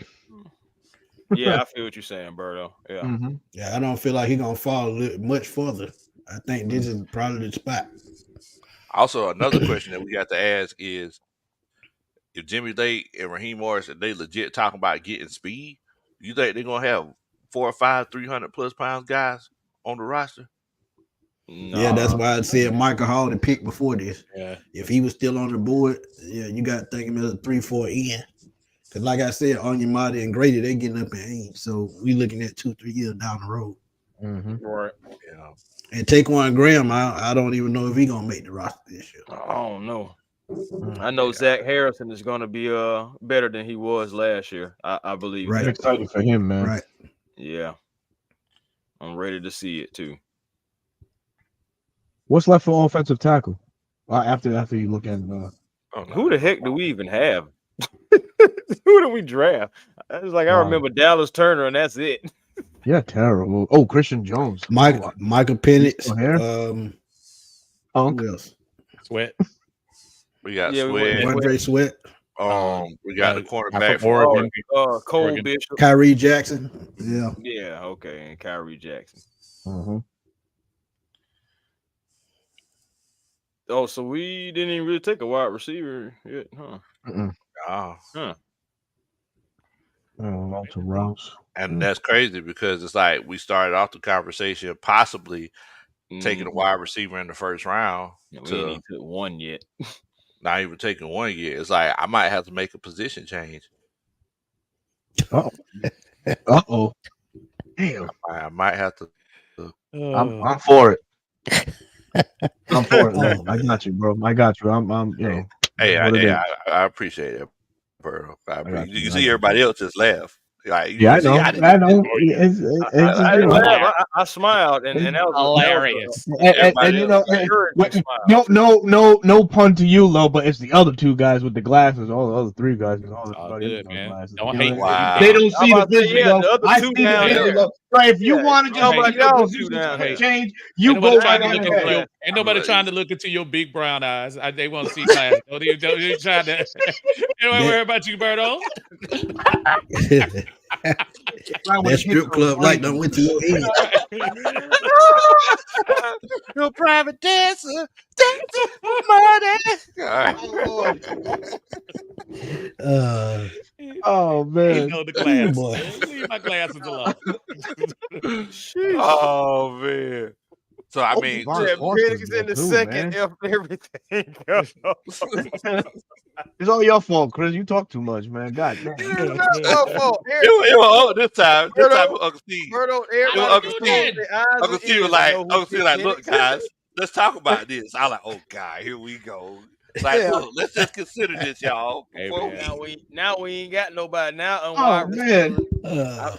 Now the only Y'all seen wide our- receivers left is Rosamie Jack Saint and Yeah, Jack Saint, one of my favorite receivers in this draft, man. He That might not be a prototypical bad- size. That might not And be a bad- he'll probably be he's still on there the the board. next I Luke week. bet. McCaffrey, man. Luke Bloodline. McCaffrey You gotta is go with on the bloodline. board, ladies and gentlemen. Yeah, Luke McCaffrey, he's gonna be a McCaffrey is sleeper. on the board. We talk about Lad McConkey, he's in that same boat. And he's a McCaffrey. And he's a little taller. That's true. He is. All right, well, Supposed let's to be a go. little faster too. Yeah, he might be a little Supposed faster. to be a little faster. Yeah. Let's go with Luke then. Let's go with We Luke. went Luke. Uncle Luke. Use the All force. right, Luke. Oh, Now, man, if can't Christian hold Boyd on is board. there, this is where you can take him if he's there. Dang. Damn. The who? Who'd you I say? didn't see him. I didn't see Boyd. him. Nope. There he's he still- is. All right. There he is. But just like Lo Be said, we fair. got a lot of big boys. No. You gotta look at Who, offensive tackle, man. who's left at edge? I'll go Smitty acting like we just tie our hair back all the time. No edges. Might as well. Ooh, Justin Ajobi still there? That's crazy. Who? A Joby. He's still there. Okay, Green 6'5". Yep. Dallas Turner's banging the table for him right now. Go get my teammate. Yeah, but Exactly. look, I'm not saying one person, but I don't like that. And though he won't be a consistent pass rusher presence, that's what we need. Mhm. You Yeah, don't we want definitely need- anybody just standing on the edge. No, Right. you don't. That's true. Nah, I need somebody I mean, that has a motor. And What if about you the said he had a offensive motor and tackle, he's uncontrollable, that'd be different. Exactly. Jalen Green. Jason Green dating a 50-year-old lady. Oh, What? not that Jalen Green. I was thinking about the NBA. Oh, He said 50-year-old. I thought he was 40. Oh shit. And That she child about to have a support finna baby. be out of hand. Yeah, Yeah, it's about to have a baby. Yeah, that child support about to she be out had of some hand. Jolly Ranchers on that playground. She was like, Man, Boy. listen, "Come here, Jalen." listen. Hey, boy, I'm telling you. R. Kelly Brown. Hey, you want to know she- what hey, I bet Oh, him I dating need a her. paper now. I need a paper. I bet him That's dating hilarious, Her, he oh. just probably saying, man, I got somebody I used to watch on TV. Yeah. Oh man, Oh, I can't even do that to Uncle. Remember the first time? Go He ahead. was writing. He was. Uncle was writing stuff down and putting it across the. Yeah, I remember that. Yeah, I remember it too. I'm gonna let him pass because we in You gonna agreement. let him pass on this? You'll Yeah, let him yeah. Yeah, Uncle's my guy, yo. You know. Yeah, because he was kind of shady that time. Right on Yes, your he head. was. Yes, he He was was. shady. He, Uncle Steve. So who got it offensive tackle? Oh I don't man. remember. Oh, I don't remember. Oh, it's okay, Missouri's Javon Foster's good. Oh, yeah, he a project though. Versatile. Yeah. Yeah, he a project, He but definitely a project. in the right system, I think he'll be fine. hey, You it's look at that blocking He in play- that. he can play line guard rate or is pretty tackle. good. 24. I Yeah, did he can not play know that. guard or tackle. I didn't know he was 24 though. Gave up one Yeah, he sack up there. last year. Yeah, that's good. Not bad. And you got an offensive line whispering Dwayne Ledford. Who knows? Yeah, you never know. Yeah, he a project. Yeah, I would think about that one. Yeah, I've seen him right in the 5th or 6th round somewhere. Uh-huh. And right now we are what? This is the 6th round, Yes, sir. right here? Yeah. Yeah, we don't have a 7th round pick. Yeah, I think that's we what I'm got saying, 2 yeah. 6. Yeah. Yeah. Y'all, So this- Yeah. Javon Foster. Hey Yeah. man, we need Yeah. some depth. We need some depth. Hmm. All right, last pick. Kind of got to go all. and Last see pick. what's out there. The Excuse me. punter, the best punter in the world. I would, Mr. Irrelevant. Opinion been doing a good job. Yeah, opinion. Opinion's been I say, I say, think about running back. Oh man, Rashan Ali. I just saw his name out of Marshall. Would be Yeah, I just say, I think ain't running gonna back. lie. Ain't gonna lie. And I think we had an interview with him too. Really? Yeah. I think I seen us. I think it was him. Yeah, I think he was at the Give me at Rashan the Ali. combine. At the combine, yeah. Yeah. Man, the yards of the contact ain't that good though. Yeah, Dr. Ganja just confirmed He's better in space. that we met with him. That's why I thought I seen that name before. I'm like, hold on. Mm-hmm. Hey, Who else on the board at running back? Who else got running back? Yeah. Oh, I already know the homeboy gone. So That dude that Smith This kid, Dylan Labu LeBay. Yeah. He's one of those Danny Woodhead type running backs, man. Oh, Woodhead. Oh, Wood Nickel. I just think we need like a Cordero Patterson replacement, but you kind of got that in Algier, to be honest with you. Man, but I'm saying I really like Tyler Algier, man. I like him too, but 2 years, this is third year. And we don't know what's gonna happen after his fourth year. So Man, we he looking ain't at the going future with nowhere. this pick. Hopefully. He going straight to Pittsburgh. Dang, you ain't lying. You ain't Yeah, because I think that might be right because everybody in either too. So yeah, dang. Najee Harris ain't gonna be there after his contract. I'm telling you that now. Mm-hmm. He going straight first thing smoking like a Young Joe album. Instead of best thing smoking, first thing smoking, straight to Pittsburgh. Is Kendall Milton on the board? Oh, Frank Gore Jr. is on there. It sure is. Bloodline. Yeah, Frank Gore Jr. He played at Southern Miss. He played just like his dad. Dang, Kendall Milton. Hey, I like Frank Gore Jr. too, though. To be honest, I'm just saying he got that bloodline. Mm-hmm. Look at the yardage. He's only good 22 average. He only 5'8" though. Oh, of course. You know what I'm saying? He gonna be like Ron Ward was what 5-0. Like Doug Martin. He was still putting in work. He gonna be like Doug 5'8", 5'7". Mm-hmm. Let's get another small guy and give him a cool name like Quisley Bear. Quisley Bear. Man, there you go. Y'all remember the Quisley Bear? Damn. What, Jacquez Rogers? Yeah, Rogers. Yeah, all right. Yeah, y'all remember the Quisley Bear nickname? I know you remember that. Rogers, I remember Quisley. Yeah. Oh, Quiz. I used to like Quiz. I used to like Quiz, Yeah, man. Quiz Boy. good. Quiz was tough, man. We're going with Frank Gore Jr.? Man, go with Frank Gore. Man, go with him. I'll go with somebody. Man, go for it. Hometown guy. Do like we always do. Pick the Kendall Milton, yeah. 7th round. Oh, okay. All right. That kind of fit the bill what you were talking about, the little scatty back type size. guy. Yeah, but if you're on here, like, if you say scat back, then you got to scat on. Like, those are the rules. Like, oh, I got to scat. You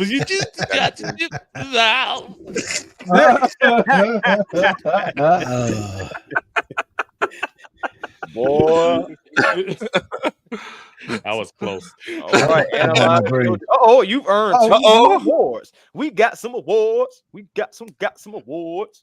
Let's look at these grades. Bo What's Nix. the award in Bo Nix? You drafted Michael Penix Jr. Bo Nix. Say your name right, bro. Bo Nix has a higher draft position. So wow, projection. Wow. They still got it. You know what I mean? It's lesser than though. You know, it's a yeah. Who picked Devondre Sweat, Smitty? They gave Cuz a D. They're thinking he's gonna go much lower, which he probably will. Who picked Cole Bishop? Bishop was a Chris. Hey, I ain't gonna lie to you. I don't care what the draft say. Once he get in that system. All I know is Uncle Steve. Who picked Kendall Milton with the first 2 picks? Everybody I ain't gonna lie to you. Uncle Steve had the first 2 picks. That's all I know. Frank Gore Jr. What do you say? That's all I know. Hey, what's the overall we grade? sharing that Michael Penix grade. Well, we got a B-. See, So Is that because of those top 2 picks? The When the top top 2 picks helped 87. us out. And who was spearheading those? Y'all were trying to get some special people and trade back. We're sorry, everybody. We know you've been waiting for an hour and a half already, but we're gonna have to redo this. This was better than last time. It was. Yeah, to me, it's better. We still got an I A. think this field more needs. Yeah, I love it. I love it. And listen, I think so. You hit on 50% of your draft picks. It's a success. So all I need is Kyrie to get into the rotation, and maybe have Luke or Sweat do his thing. I'm not worried about the Sweat thing because I do think maybe that was a stretch, but somebody's gonna take a chance on that, young man. Just like Lowe was talking about, Dallas will swoop them up in a heartbeat. Yeah. Yeah, he'll come in. He'll come in there with a white line under his nose, and they'll be like, "All right, come on." They don't care. Damn. They don't care. Gary don't care as long as you play ball. He just want the production, and I mean I'm not mad at him for it. He just wants the production. Right. Yeah, I agree because with Jerry, man, and Michael Irvin used to come out the room with baking soda on his nose, and I wouldn't trust him on a loaf of bread. And he still played on the team. That's what I'm saying. I mean, and he played at Texas too. Come on. Now, Jay Harrison, he says Frank Gore reminds me a lot of Maurice Jones-Drew. Mojo. I can see that comparison. JD. Good comparison. Yep. Uncle Steve, you feel like blessing us? Or? Oh no, brother. Okay. All right. Ain't no problem. Appreciate the super chat. Don't you know we love it when you show us some love? Shout out to Rico Wade. Rest in peace. That was a co-writer. Oh boy, that's why I put that together last week. Yeah, he wrote that. Yeah, he co-wrote that one with the guys from TLC, Organized Noise, and TLC. Yeah. Man, shouts out to Rico Wade, man. Yeah, Rico been around, man. Rico is Outkast, Kilo, all those guys. Yes, old Atlanta for real. Real talk. Somebody asked, did we get a center? No, we didn't. We ended up not getting a center. We did get a tackle in Javon Foster. So, well, like I said, really, with Ryan Nuzell still on the roster, I think he'll win that backup center spot. And I mean, we still had the third ranked offensive center this year as well. So it's just you got to think undrafted free agents gonna come in and fight for some of these jobs. So who knows? An undrafted free agent could come in and win a role. Yeah, man. Because when Marvin Harrison goes undrafted, no, just playing. I just had to make sure y'all still up, man. That's all. Hey, I'm still up. Trust me. I'm up. Cool. I really think, and one of the things when we go back to the, especially when you talk about the Dallas Turner, I think the first 6 or 7 picks is just going to be a matter of who picks who. But I think all 6 of those players are going to go to 3 quarterbacks, the 2 wide receivers in Neighbors and Harrison, and Joe Alt. I don't think any of those guys, it might be different teams, but I got all those guys going top 6. I don't think that's why I say for us. Let me ask you this though, if Minnesota say the hell with it, we're gonna go to number 8, we're gonna give y'all 11 and 23, and we miss out on Dallas Turner, what you gonna do? You gonna go for it, or you gonna stay at number 8? But here's the thing, Smitty, and I've been hearing that a lot. Who else is trading up to get JJ McCarthy or Michael Penix at 8? Man, I think Minnesota's a lot of people desperate, 15? Man. Yeah, I think them are desperate. Okay, I think the Raiders need something too. Because you got 3 teams there. It's the Raiders, Minnesota, and the Broncos. Now, I'm going to tell you something. It's like Saints. They need a quarterback. Do you think Minnesota's going to risk not getting Justin Jefferson a quarterback? I mean, he's out of there anyway. You know, we got Kurt. I'll just play. You laughing, but he might get traded draft night. Who knows? Hey, he very well could. Okay. And I said this before. I said, hey, Would you trade the 8th overall for Justin Jefferson? That's something I feel like you at least got to You're think going to about. have to pay Justin Jefferson dang near $30 million next year. No. It's gonna be 30 million. It's gonna be 30. Go back. Because he's Go back to your making like what 19, I think, this year. It's his final year, his contract. So I think he's making 19. Yeah, but you're looking at what the other guys have been getting paid, wide receiver. And you look at Justin Jefferson numbers, his numbers better than all theirs. He's going to break the bank 1,000%. Exactly. I'll give you a team that might get real froggy and might make a astronomical leap. The Buffalo Bills. Why the Buffalo Bills? Buffalo Bills just got rid of 2 of their premier wide receivers, so that's 2,000 yards away from that tandem. Now, you really think that Mac Hollins, Khalil Shakur, and whoever their other third receiver is really gonna, strike fear in any defense's heart? No, and the team is not going to be ready to say was a great Raider. Sure. Wait, Gabe Davis gone too? Gabe's gone. Gabe Davis, he's in Jacksonville. Yeah, Gabe Davis is in Jacksonville. He's in Jacksonville. They don't have anything for wide receivers. And I give y'all another Buffalo, team. Man. Another team, they had a cap space.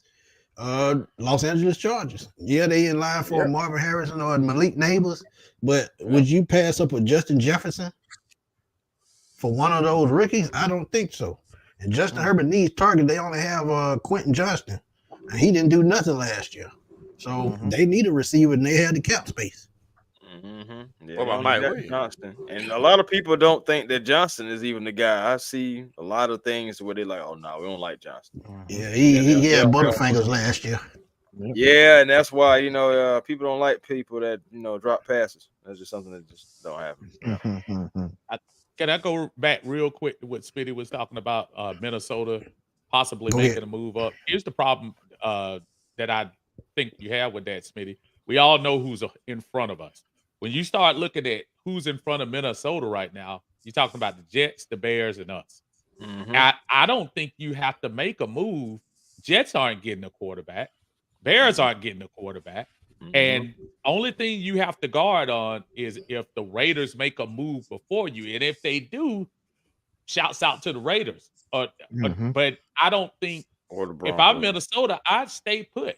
You can get JJ McCarthy at 11. I don't think anybody, no team. Well, I don't know, because his name, he on the hype train. And like I said, even though we seen the Giants take a wide receiver, I don't trust Daniel Jones. I'm gonna just keep it real. I don't trust Drew Lock. I don't trust neither one of those guys. So I would rather go with a rookie than any one of those guys, to keep it honest with you. If the Falcons wanted to like really enhance the roster and just do more for the for the roster itself, let's just put it like that, the Raiders make the most sense. The Raiders has been linked heavily also to Michael Penix. Could we have 4 quarterbacks go in the top 10? There's a possibility. There's always going to be a team that's going to reach. There's always going to be a team that's going to reach. And you look at what Oakland has. Oakland has some, of course we flopped the 8 and 13, but we get an extra second round, giving us that much more ammo. 2 number 2s, 2 number 3s. We could control the bottom half of the draft if you want to be technical, man. We could we can get another second. Get one of these guys. We can use one of those thirds to go back up to the first round. So and remember, y'all, our fortunes could depend on what the NFL come down with next week too. If we happen to get punished for one of those picks, then trade. They're gonna do it right before the draft. And that's some bullshit. That should be done already. I agree. Yeah, they waited way definitely should be done already. Hopefully nothing happens though. Hopefully, but if it does, if they happen to, then maybe you start looking at potential trade partners. Absolutely, you would have to. 100%. Okay, so if they take away like our second round pick, and we have first and thirds, so we would probably start making moves. I can see us start making moves. I don't see us letting the whole second round go by, or possibly late first round go by, and we don't do nothing. You know what I think is going to happen? I think they're going to take one of those third round picks. One of those thirds. Probably that 74. I don't think they'll touch the. I don't think they'll touch. I don't think they're going to mess with number 1 or number 2. No. I'm just still at a when you start talking about. They really need to define legal tampering. I think it's an oxymoron to start off with. But It is. When you start Yeah, talking you're about right. Whoever thought of it is a moron. I'm glad you said that. Exactly. But you got to really. I just think it was so minor. I know Kurt didn't mean to spill the beans or whatever, but that'd be a harsh thing if they took the first round pick. That'd be harsh. If they do come down, would be crazy. If they Because do come down on us, I'm sorry, Chris. If they do come down on us, man, it's gonna have to change from like the beginning process. So Senior Bowl, the weeks leading to those, there can be no NFL staff, allowed around. Just let the coaching people that are going to be there, sure, do their thing. But as far as like equipment managers, personal trainers, or whatever the case is, those people got to get mixed. And when you go on to the combine, put the coaches in cubicles. I mean, I don't know, because that's right there. The start of the legal tampering period is at the combine. They talk behind the scenes.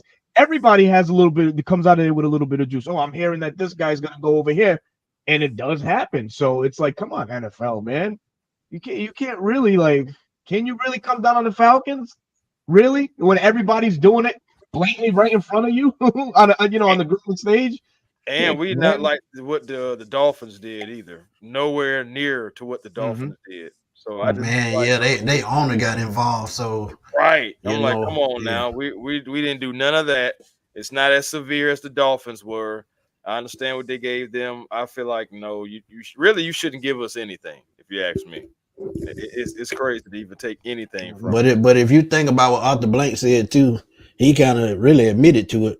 Right. Whatever the penalty is, we're gonna deal with it. We're gonna deal with it, whatever it is. I didn't like that then, and I still don't like it. Maybe he knows. Maybe he knows something. The fact that he was so willing to say we'll take the hit. Maybe he's hearing something that it might not be as bad. Maybe it might just be. That wouldn't sound like. Yeah. And what if it's a 4th or 5th round pick? Who knows? Oh, they can have that. That'd be like I want it all. I want to give them nothing. I do. I want it all. If they take anything 3rd round, unless I'll say go. That'd be like taking the strobe light out of Berto's room. It's not. Damn. You in there over exaggerated. Damn, Chris. Huh? Oh. I mean, don't be trying to put this on me, man. I gotta find a scapegoat. Damn it. I have to find a scapegoat. Smitty is right below you. Smitty didn't do nothing. Smitty already did all the talk. He got a D for crying out loud to Vandre. Hey, I don't care. Well, I know that. I know that I picked Dallas Turner and Michael Penix. I know that. Oh, who? Wait, I was you didn't want Penix. I did. I was in on that Kyrie Jackson. I'll take that B- right there. Oh, you hear this? Oh, you hear this? I heard it. No. I take that D to be a high impact player though. I take that D all day. With that pause. With that high impact. Oh my God! No Diddy. No doubt. Diddy. Oh, that one. No Diddy. No doubt. Wait a minute. What if he fall to the 4th or 5th round? That would be crazy. We talking about a late 2nd, early 3rd, because of one incident you fall all the way to the 5th. That would be crazy. Man, look, Larry Tunsil was smoking out of a gas mask. I was about to say. Right. True. And he the highest paid offensive lineman in the league right now. Exactly. You know that's going to happen leading to the draft. Somebody's going to dig up some dirt, bring it out for the public to see, to ruin somebody's draft stock. They tried that with Malik Neighbors already. Yeah, they did. Right. Yeah. So, fellas, quick question. Is this Falcons team really ready to compete this year? Depends on how this draft go, y'all. Because we're not present day, we're not ready. No. Even though we made they still got a lot of depth they need to add. It's not. It's the complete opposite of a famous Tevin Campbell song. It is not ready. Oh. I saw what you did there. I see what I did. You see what I did there? You see I disagree. I disagree with y'all. I think we are ready. Y'all got to remember, we have to win the NFC South. How close, aside of that abomination on the last day of the year, how close were those games we won in the NFC South? We started off 3-0. You don't have to win every game. You just have to win the NFC South, which for the last 3 years have won with an average of 9 games. So, and like he said, man, we think we talking about speed on defense. A lot of them games we lost last year against mobile quarterbacks didn't have no speed on the outside. You add speed to the outside, those mobile quarterbacks, they're more manageable because they're going to stay inside the pocket. If they got to stay inside the pocket, we can see more turnovers. So I think we're more than ready with the right pieces. Yeah, I think so too, man. I think the biggest upgrade was adding a competent quarterback, right? And we achieved that. Right. Well, at least we hope we did with Kirk Cousins coming here. And this is pretty much the same roster that we had last year that Raheem is inheriting, you know, minus the 13 sacks, which would be Calais and Bud Dupree. You know, you kind of put it now on Raheem and Jimmy Lake to get the best out of these would-be rookies that come in. You saw what they did with their rookies last year with the Rams, and how weird was it to hear the Rams team led by a rookie in sacks, not Aaron Donald. So you kind of hang your hat on that and that ability for Raheem Morris and company to go ahead and really shape this defense to hopefully better than what Ryan Nielsen did. But that's going to be tough in itself because Ryan Nielsen did bring us, a lot of joy with that defense, ranking 11th overall. But overall, man, I think that this Falcons team is ready to win. We shored up the most important part to complement all the weapons that we have on offense. So I think we'll make some noise, man. And that's the key point. If we can put up points, I think that's the most important thing. You take pressure off the defense when you put more points on the board. I just want to see everybody jail, man. I want to see what happens in this draft, and I want to see all the selections with what we have right now, and then I'll probably feel more confident. I mean, I think that we got pieces, but I really want to see what we add to this draft because we need depth. So you got to think about things like possible injuries, all that different thing. We need depth. And we also got to think about it. We still have new defensive and offensive coordinators coming in. It's great to be optimistic, but there's still guys that have been doing this longer than them. So let's just see what we have. I think with that offensive coordinator, though, when you talk about Kirk Cousins, I think he easily helps him transition into being an offensive coordinator because he knows the system already. So he's going to be the field general, and he's going to help him be the eyes on the field. So I think that is a plus, and that helps in the film room. Indeed. One thing that I feel like Raheem Morris and the whole coaching staff have to remember is that this is 2024. This is not. Why you turn off the stripper light? What happened, bro? Next question. Oh, yeah. This is not 2016. It's like the way everything came together, and we were able to outscore everyone, and that rookie defense with 5 starters who were rookies that just happened to come in and take the next step. Like that was literally lightning in a bottle. What I'm saying is that if the offense comes together, it's like the question is, what happens if the offense doesn't? Because for the last 3 years, we've been saying if. We've been saying if that happens, Terry Fontenot out the door. That's simple. I mean, yeah. Look at it. Last year we were saying, well, if Desmond Ridder could just manage the offense, we don't need him to throw 300 yards. If he could just manage the offense. Yeah, he couldn't even throw 200. Exactly. If Marcus Mariota could just use his legs and, and we could use our run game. He led the break dance. Hello. Yep. If Matt Ryan could just stay upright and continue to throw the ball down the field and we could stop somebody on defense. It's like we've been saying if over and over and over again. It's like we want to get to the point where we can go into the season saying, okay, we know this is going to happen. The only ifs we have to worry about is if everyone stays healthy. But this is why this draft is so important, because it's one of those situations where you're going to be filling a lot of major holes. You gotta, because Dre Harrison, he asked about Campbell. He said, would you be opposed to re-signing Campbell after the draft as the cherry on top for the defense? Dun dun dun. That's a Superman chat. But the fact of the matter, I agree with that. But the fact of the matter is, you still got Look, you trust Mike Hughes as your number 2 cornerback? Nope. I don't know. Absolutely not. I don't trust him with Who's the your numbers down? on his jersey. No way. Who's your That's why down they brought. That's why they cornerback? brought in Kevin King and Antonio Hamilton.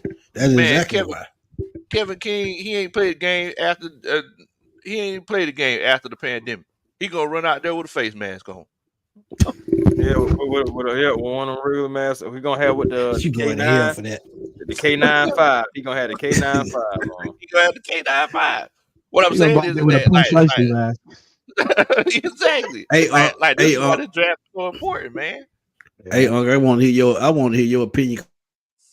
Well, I disagree with what You y'all just saying. look like you finna say something very interesting. Yeah, well, no, I just disagree with what y'all saying. Listen, you said this isn't 2016. I disagree with you, Lo. It's very much set up like 2016. 2015, we went 8-8 with the Dan Quinn team. That team with Dan Quinn, we were good quarterback play away from being kind of special that year. When you think about with the 5-0 start, all of a sudden we went into the tank and then, kind of finished the year. Well, this year we got Jesse Bates on the defense, improved the rush by 20 plus sacks. I know we got some different personnel and stuff like that. But if you look at the offense, folks, we are a real quarterback away. Not an elite quarterback, not a special quarterback, but a competent quarterback away from winning the NFC South. And I think that's what we have in Kirk Cousins. Yeah, that's true. I really do feel like people are selling this move short because we're going to see. It's not a fancy name. No, it's not. It's not. It's not Lamar. It's not Mahomes. It's not Josh Allen. It's not Burrow. But it is somebody. It's Chris Chandler, y'all. Keep that in mind. Basically, it's really better than Chris Chandler. Yeah, better than Chris Chandler. Chris Chandler. That's what it is. You got a running back. Yeah, well, healthier. Yeah, because at the same, Chris Chandler would go down with the first when you blow on him back then. He wasn't. Pause. He was not that good. So y'all just crazy tonight. So I really do feel like you gotta remember, man. This team, all the stuff that Arthur Smith put Desmond through, unproven Desmond Ridder last year. Think about if Kirk Cousins, think about if Jared Goff, think about if any of those quarterbacks would have been behind the center. We would have won the South by 2 games. Yep. So I really do Arthur feel Smith like as the coach. Well, that's all exactly, and he's gone too.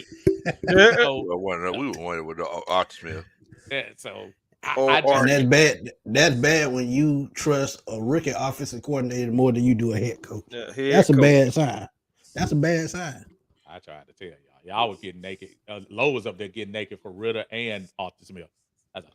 Lowe, hey Lowe, look at Lowe. What's good, man? First of all, Steve, look at those throws in practice. I like Lowe. Ain't nothing hitting the net. Oh, he gonna get better, Bo. He gonna get better. I'm like, I'm getting popcorn. Like, yeah. All right, Lowe. True story. We didn't even make it the game 10. True story. We was at training camp. Desmond Ridder was throwing the ball over the net. True story. Sure would. I remember y'all talking about that too. I was like, True story. Chris, he was trying to talk me into it. He was like selling me like a drug dealer trying to sell me some bad drugs. He was just, come on, this that killer. He was. I see something special in it. I was like, I'll tell you, it's gonna make your eyes go that way. Man, went out and bought a jersey because Lowe taught me into it. Lowe was like, he's gonna be the quarterback. Man, you should have said I even called him Desmond Winner. You should have said him $100. He did call him Desmond Winner. He did. I called him Desmond Winner. I called him Desmond Winner. I like, yeah, man, he's Desmond Winner. Like, dang, boy. Now how do you feel, Lo? Yeah, did I ever get an apology for all that? I think I called that pretty much right? Man, so pretty much. Okay. Wait a minute. Wait a minute. I not a Dre super chat. Shouts out Dre. He said, you know what? Just for that. Why? wait, what? Uncle Steve will read your comment. Why? Because I like it that way. All right. Shout out, Dre. Shouts out TJ, man. Nah, you never got an apology, man. I'm sorry that you wasted that $80. My bad, man. My bad, man. I'm sorry. I'm sorry that you wasted that $80. Hey, you should have wrote the organization, asked for a refund. That's what I Said heard. you were duped. I'll take you and IT out to brunch one day. My bad, man. I'm sorry. Well, you could have. Hey, you could have waited to the end of the year. You probably could have got it for half price. Who knows? I probably That's could what I have. heard. I probably could have. That was ugly. But let me ask you. But before I know you probably getting ready to break out, I gotta ask a question. One is about Atlanta, and two is about the draft in 2025. I know everyone has heard the reports over the last week or so about Dion coming out and saying he wanted his boys to play for only a select 6 teams, which includes Atlanta. How do y'all feel about that? I just want to hear what y'all think, and before I. It don't matter. It don't matter what level. It could be rec league, pee wee football, middle school, JV, high school, D2, college, big time college football, the NFL, JUCO. These dads always feel like they control the situation, and they don't. And they don't. Like you don't control. That's why it's called the draft, Bo. It's not the NFL free agency. It's why it's called the draft. And you notice every one of those teams he listed, it was just teams that he played at. Played for. Right. Good point. Except for, was it Frisco? He played for Frisco. Not Frisco. He Not played. Frisco. It's one team.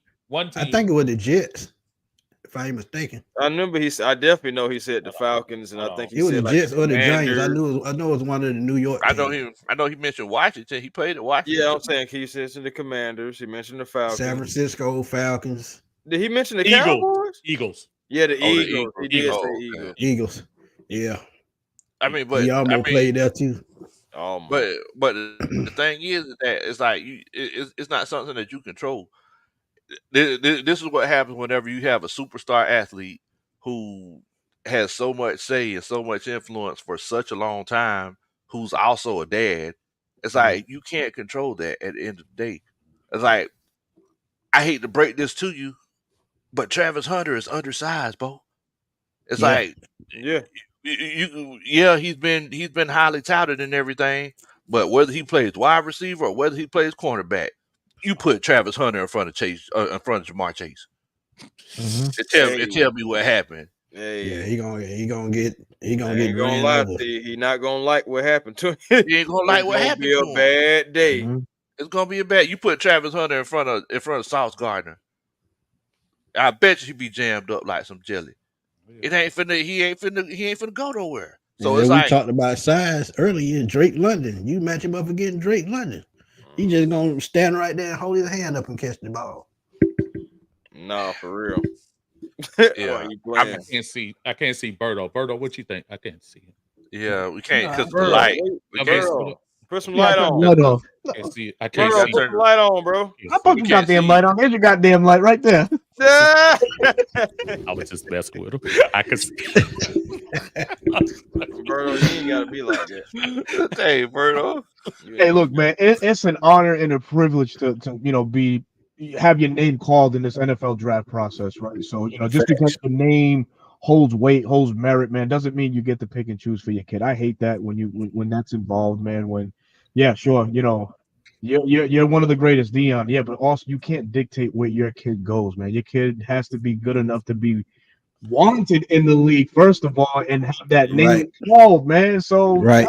He's got to stay out of that, man. It's kind of the situation with Eli and his pops, man. Oh, I'm not going to the Giants. Oh, okay, sure. I mean, we just let it happen. And to add on to what you're saying, Berto, this is the way I look at it. he really shouldn't care where he go because Yeah. he's made more money already as a college player As a than he's college going to player. make for his first rookie contract. So why does it matter where he go? He has to make the difference. If he can't make the difference, no matter where he go, he's not gonna last in the NFL. And that's just the God honest truth. One of the misnomers I want to get out of there is that the very first thing, of course, and God bless our culture and God bless those folks who, just think, every single thing in the world is against black people. And it's not. There's a lot, but it's not everything. People's like, oh, they just don't want to see Dion do this. Folks, let me tell y'all something. When John Elway pulled that, they hated John Elway. When Eli them pulled that, they hated the Mannings. They did not like them pulling a power move like that. So as much as we think that Dion is trying to force his way in, like that's going to be a good thing. I just think Dion needs to let the process happen. You be honored that your son is drafted. Absolutely. Be honored that those guys will be able to play in the NFL. I just think it's kind of a power move. And another thing that I predicted, just like we're talking about Low, about Prime sometimes when he gets in prime mode. I was telling you last year, at the beginning of the year, how many games I said at the beginning of the year Colorado was going to win. I remember the conversation. I said 4 games. And that's exactly what they got. I love Prime, and don't let this talk fool you. I love Prime. But sometimes Prime can talk a better game than he's not that person he was on the field. He got to stop thinking about himself. He got to stop thinking about himself at the end of the day. Yeah, it's all about the kid. It's all about the kid. Be happy that your son is getting drafted. Right. Prime is everybody's uncle at the cookout. Yeah. You think about how he used to be back in the day. He was that dog, and he gonna say something that he know he can't back up. Right. So whenever the 18-year-old Thundercat be like, all right, let's run a 1-on-1 to 5. It's like it was the same thing last year. You see how Prime was like he was feeling himself. At the beginning of the season, he come on, I told you. And then y'all seen him at the end of the season? Man, sad puppy. He was looking sick. I told everybody, I looked at that schedule. I said, he's going to win 2 out of these first 3. Now, he lucked up and beat TCU. But I said he's going to win 2 of these last 3, and then he might win 1 more game after that. Now, again, it's not hate for Dion. It's just sometimes, what did I talk about at the beginning of the year? Like confidence against arrogance. It's a fine line sometimes. And that even is the same thing when you start talking about these guys. I'm looking at the super chat right here with Dre. He said maybe Dion knows something we don't as fans. Maybe he views the team as he named as marketable. It doesn't have anything to what does he know? What does he know about the draft? The draft is going to work the same way. They're not going to change the draft, Dre. I understand that everybody gets excited because Dion said it. Dion can control the draft. If next year, if Cleveland, not Cleveland, if the Carolina Panthers are the worst team in the league, they're gonna pick Shador. It ain't nothing he can do about that. I'm gonna be honest. Wait, Shador going first? No, I mean, him or Hunter. Let's play hypothetical. No. Oh, okay. I'm gonna say, wait a minute. Play along. Okay. Yeah, watch out before you get called out. He said he's on number 1. Right? Hey, but see you on college games, they hear your name. Why? And some guy named Uncle Steve trying to say my boy not gonna go number 1. So let me tell you something, Uncle Steve. Man. Hey, but why he worried about his kids? He need to be worried about his own self because those students are leaving that university as we speak. He's lost 6 key players already, and the transport portal still has about another month left. Yes, sir. Right, man. Yes, sir. Let me tell y'all something. Prime has been blowing my little cousin up. No kid. I believe it. He's been blowing him up. I believe it. And the crazy thing is, like, it's so informal. Like, it's so informal. It's like it's almost like, do you want to come play here or not? Kind of thing. I'm sitting here like, look, Bo, you don't got much leverage. It's like you don't got much leverage, but other than you being prime, like that's it. But that's a great sale tactic, though, Lo. That's a great sale tactic for him, and a certain type of kid, and maybe those kids' parents who are big Prime fans. That's where the edge will be. Y'all go play with Prime. He did it right. He had all the flash. He was an all-pro. But he was a Hall of I Fame. agree with that, but that is the same reason why they leaving, because they don't want their kids for that circus. Exactly. That's what I'm saying, circus, bro. And he said they shouldn't be worried about money. Meanwhile, the boys, they driving Maybachs. Bro, do you see what Lambo truck? Unreal, man. Man. They also getting jewelry taken out of the locker room, so you know. Right. You know what it is. So, I mean, crazy, God bless the boys. I mean, and like I said, this is not a knock on Dion. The person is Dion, the persona of Dion, the prime of Dion. That's a character. It's almost like The Rock and Dwayne Johnson. It's Prime and Dion Sanders. People fall for the prime. The final boss instead of the final boss. Hey, he has some pretty good stuff going on with that though, man. I seen that little video game thing that he did for WrestleMania. Dope, man. That's really dope. Cool. I ain't gonna lie. It's crazy. It's like people like have personas. It's kind of almost like Butter Pecan Tan and Alberto. It's like, here we go. That wasn't even me. That wasn't even me, bro. No, man, I don't give a damn. Hey, buddy. That was a cheap shot. That was a cheap shot. You see what I mean? That was rough. That wasn't me. I'm from around the way, man. I'm from around the way. Around the way. I got something going to Robin. Y'all crazy. Anybody know where Capital Cuts is? Warren Robins, Georgia. Oh man, look here, man. We need to go ahead and get off here, man.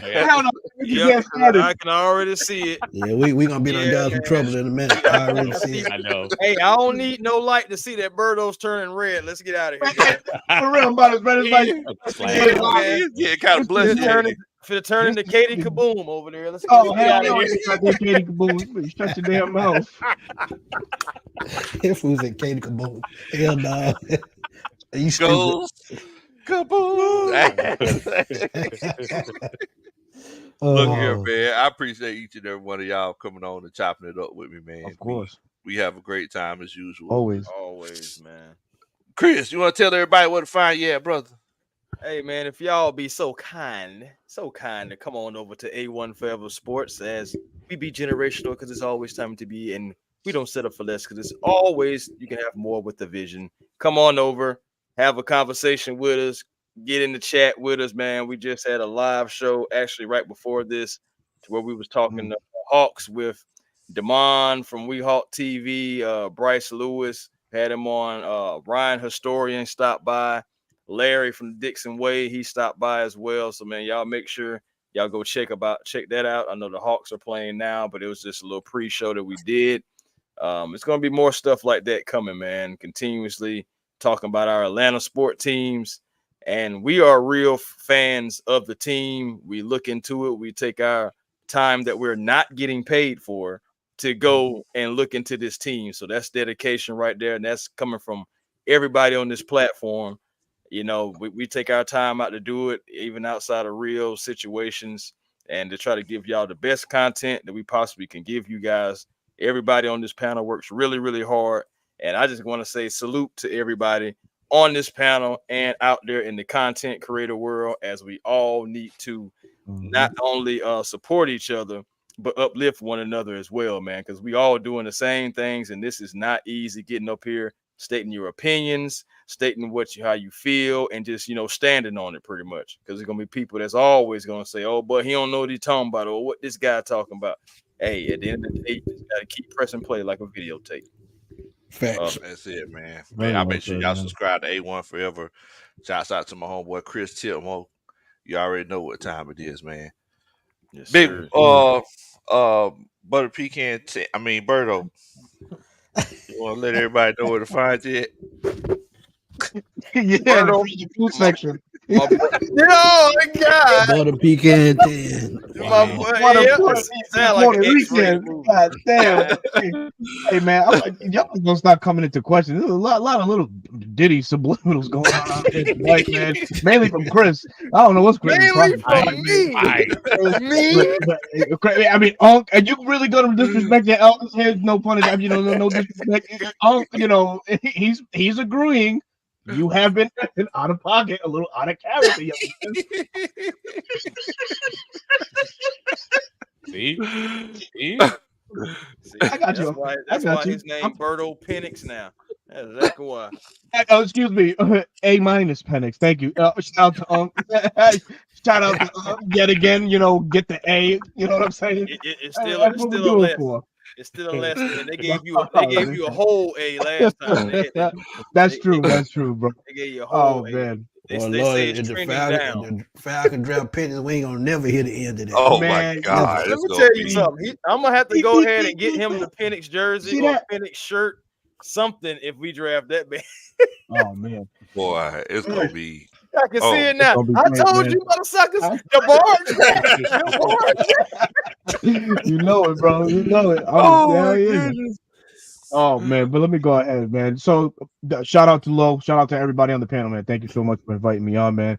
Like you mentioned, man, we cut a fool every time we all together, man, and it's rare, you know. We're all busy in our own personal lives, man. So anytime there's a little bit of free time and this can happen, yo, sign me up. I'm there for you guys, man. But this is your boy Berto, your host of 95 North Falcons Talk Show. Not a lot of content has been pushed out, man. I've been really busy, just with life, with other little projects and stuff like that. But hopefully, I can start, getting back into it with Chris and Smitty there, man. So 95 North Falcons Talk Show on YouTube. You can also find me on Bleacher Report. I'll be heavily, man, embedded with Bleacher Report next week. I'll be on Tuesday, Wednesday, Friday, and Sunday, man, dropping a bunch of Falcons content. And just waiting for the draft. We got some real good and exciting news that on Friday night I'll be on rounds 2 and 3 with other content creators from the I even forgot the damn team's names. Tampa Bay Buccaneers, New Orleans Saints, and Carolina Panthers. So we'll collectively be on talking shit, and try to keep it as PG as possible. But we never know what may happen. So that's something exciting. That ain't gonna happen with Berto. No. Yeah. Oh man. Lisa wants to know she can catch that replay. Yes. So here's the only hiccup with Bleacher Report, right? They don't allow you to stream into your YouTube, even though it's on there as a stream key. It never goes live on your platform. So I don't know why that's not allowed. I mean, that's something that they have to fix. And also all of my content that I've dropped on Bleacher Report from October till yesterday, it's under my dashboard. So once my obligations are done with them, I would have to go back and download all of that content and upload it up to YouTube. So if that's something that I have time for, I will definitely do that. So that way everybody can catch everything that I've done on Bleacher Report. But yes, that's another platform that I rock with and what I do Falcons work for. So appreciate everybody in the Bleacher Report side of it too, man. Facts. Smitty, go ahead and tell us what you're feeling, bro. I ain't feeling nothing right now. I'm feeling goddamn sleepy is what I'm feeling. But well, y'all, at least he's not hungry. But I mean, y'all can find me on Twitter at fatboysnell_21. Find me Facebook. I'm on there sometime. But I'm mainly dropping videos on my YouTube channel, Smitty Sports Machine. And sometimes I have to come up with topics. The fans' questions sometimes get me through. And I talked earlier today about the Bill Belichick, Robert Kraft situation and how Arthur Blank got tied up in it. Y'all go check that out. And I'm going to just be honest with y'all right now. Why the hell is Robert Kraft doing it right now when you was with this guy for 24 years? So now it's a problem. Now you trying to get him blackballed, but he's 72 years old. I don't think he needs to coach again. Go home, enjoy retirement, go fishing or do something. But y'all go check that video out, man. And trust me, I'll be doing videos all the way up to draft day. And on draft day, I'll be on somebody's platform, but it'll be streaming on my YouTube channel. So we had a blast last year. Got 4,000 views last year on draft night. So yes, sir. we had a ball, man, and trust me, we're gonna have another ball this year, man. Pause. But y'all just check us out, man. And I'm gonna pass it right down below to my Uncle Steve, man. Hey, what's going on, y'all? This is Uncle Steve from Uncle Steve's Lounge. Appreciate everybody coming in today. Shout out to Big Low for hosting this thing. Buddy Smitty, my buddy Berto, Chris. Appreciate y'all as always. Bobble Steve says hey to y'all. Y'all make sure y'all check me out on Twitter on Uncle Steve's Lounge. And more importantly, check me out on YouTube on Uncle Steve's Lounge. Y'all make sure y'all subscribe to the channel. We just passed 1,500 a couple of weeks ago. So we're going to try to keep that thing moving on. Let's go. Let's go. So Let's go, man. Appreciate everyone. I know, just like Berto was talking about, man, I've kind of taken advantage a little bit of the off season, been off and on, but I'm going to try to come on at least twice a week to keep you guys up on what's going on in the world. Shout out, right quick, shout out to Miss Lisa. She got something made for Miss Joy. And I've seen it. Shout out, man. Y'all want t-shirt, purses, accessories, anything Atlanta Falcons related, please go holler at Joy at Blink and Stitch, etc. And she'll get y'all right, man. Mm-hmm. Definitely. Facts. Well, for everybody out there that don't know me, my name is Big Low Country. I'm just an old country boy, former football coach that loves to sit around and talk about sports. No matter where you're watching the show from tonight, make sure that you hit that like button. Also, make sure that you share the channel with your friends and family. Let them know that there's some good old guys that's sitting around talking about sports. One of them is a stripper, but other than that, we sit around and have a good time. Hey, did you just put up that rock hand when you did like this?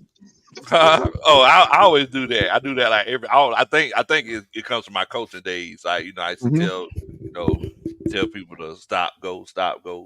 I don't know why, but I do it every show. Like, hey, well, why you didn't tell Berto to stop go when he was had that light on? Hey, goddamn light has probably more Greek than anything else, man. I thought I was gonna add a little pizzazz to the goddamn show, but no. That motherfucker going to trash. You brought pizzazz. You brought pizzazz in the wrong way. This next time, this goddamn light you brought pizzazz, bro. Oh man. But nah, man, seriously, y'all make sure y'all hit the subscribe button for all of these guys, man. Great content. We're working on something special for the whole Atlanta Falcons fan base. We're gonna be doing something special with a lot of different Falcons content creators. Right. So y'all make sure that y'all keep a lookout for it in regards to the draft. But I'm pretty sure I'll be on sometime again right before the draft. I'm going down to the draft party at the Benz on Thursday night. So he got the suite with Julio Jones. So you know it. Matt Ryan said he coming stopping by. Right? Yeah, I already know it. I wish. Wait, what? What'd you say? Oh, I didn't say nothing, bro. Oh, okay. Author. He's here now. He's here now. Oh yeah, don't forget about this. She is a content creator as well. Yeah, I just got a text, man. Justin Tucker said he's gonna be there too. Hey, shout out Miss Lisa, man. Shout out Miss Lisa in the comment right there. She said, "Don't forget about me, not a podcaster, but I am a content creator." Yes, you are. Blogging Dirty's finest, absolutely. And Road Dog for the Atlanta Falcons. Also, she's at all the games too. I'll be in Detroit. Ever but where. Shouts out. I'll be in Detroit. She'll be in Detroit. Oh, Detroit. But yeah, man, look, thank y'all so much for coming on and chopping it up with us. Make sure that you watch all the Atlanta Falcons content creators. Everybody provides great content in their own special way. So we definitely appreciate it. We enjoy it. And I'm sorry that we took Michael Penix again. Y'all take it easy, man. What in the world, bro?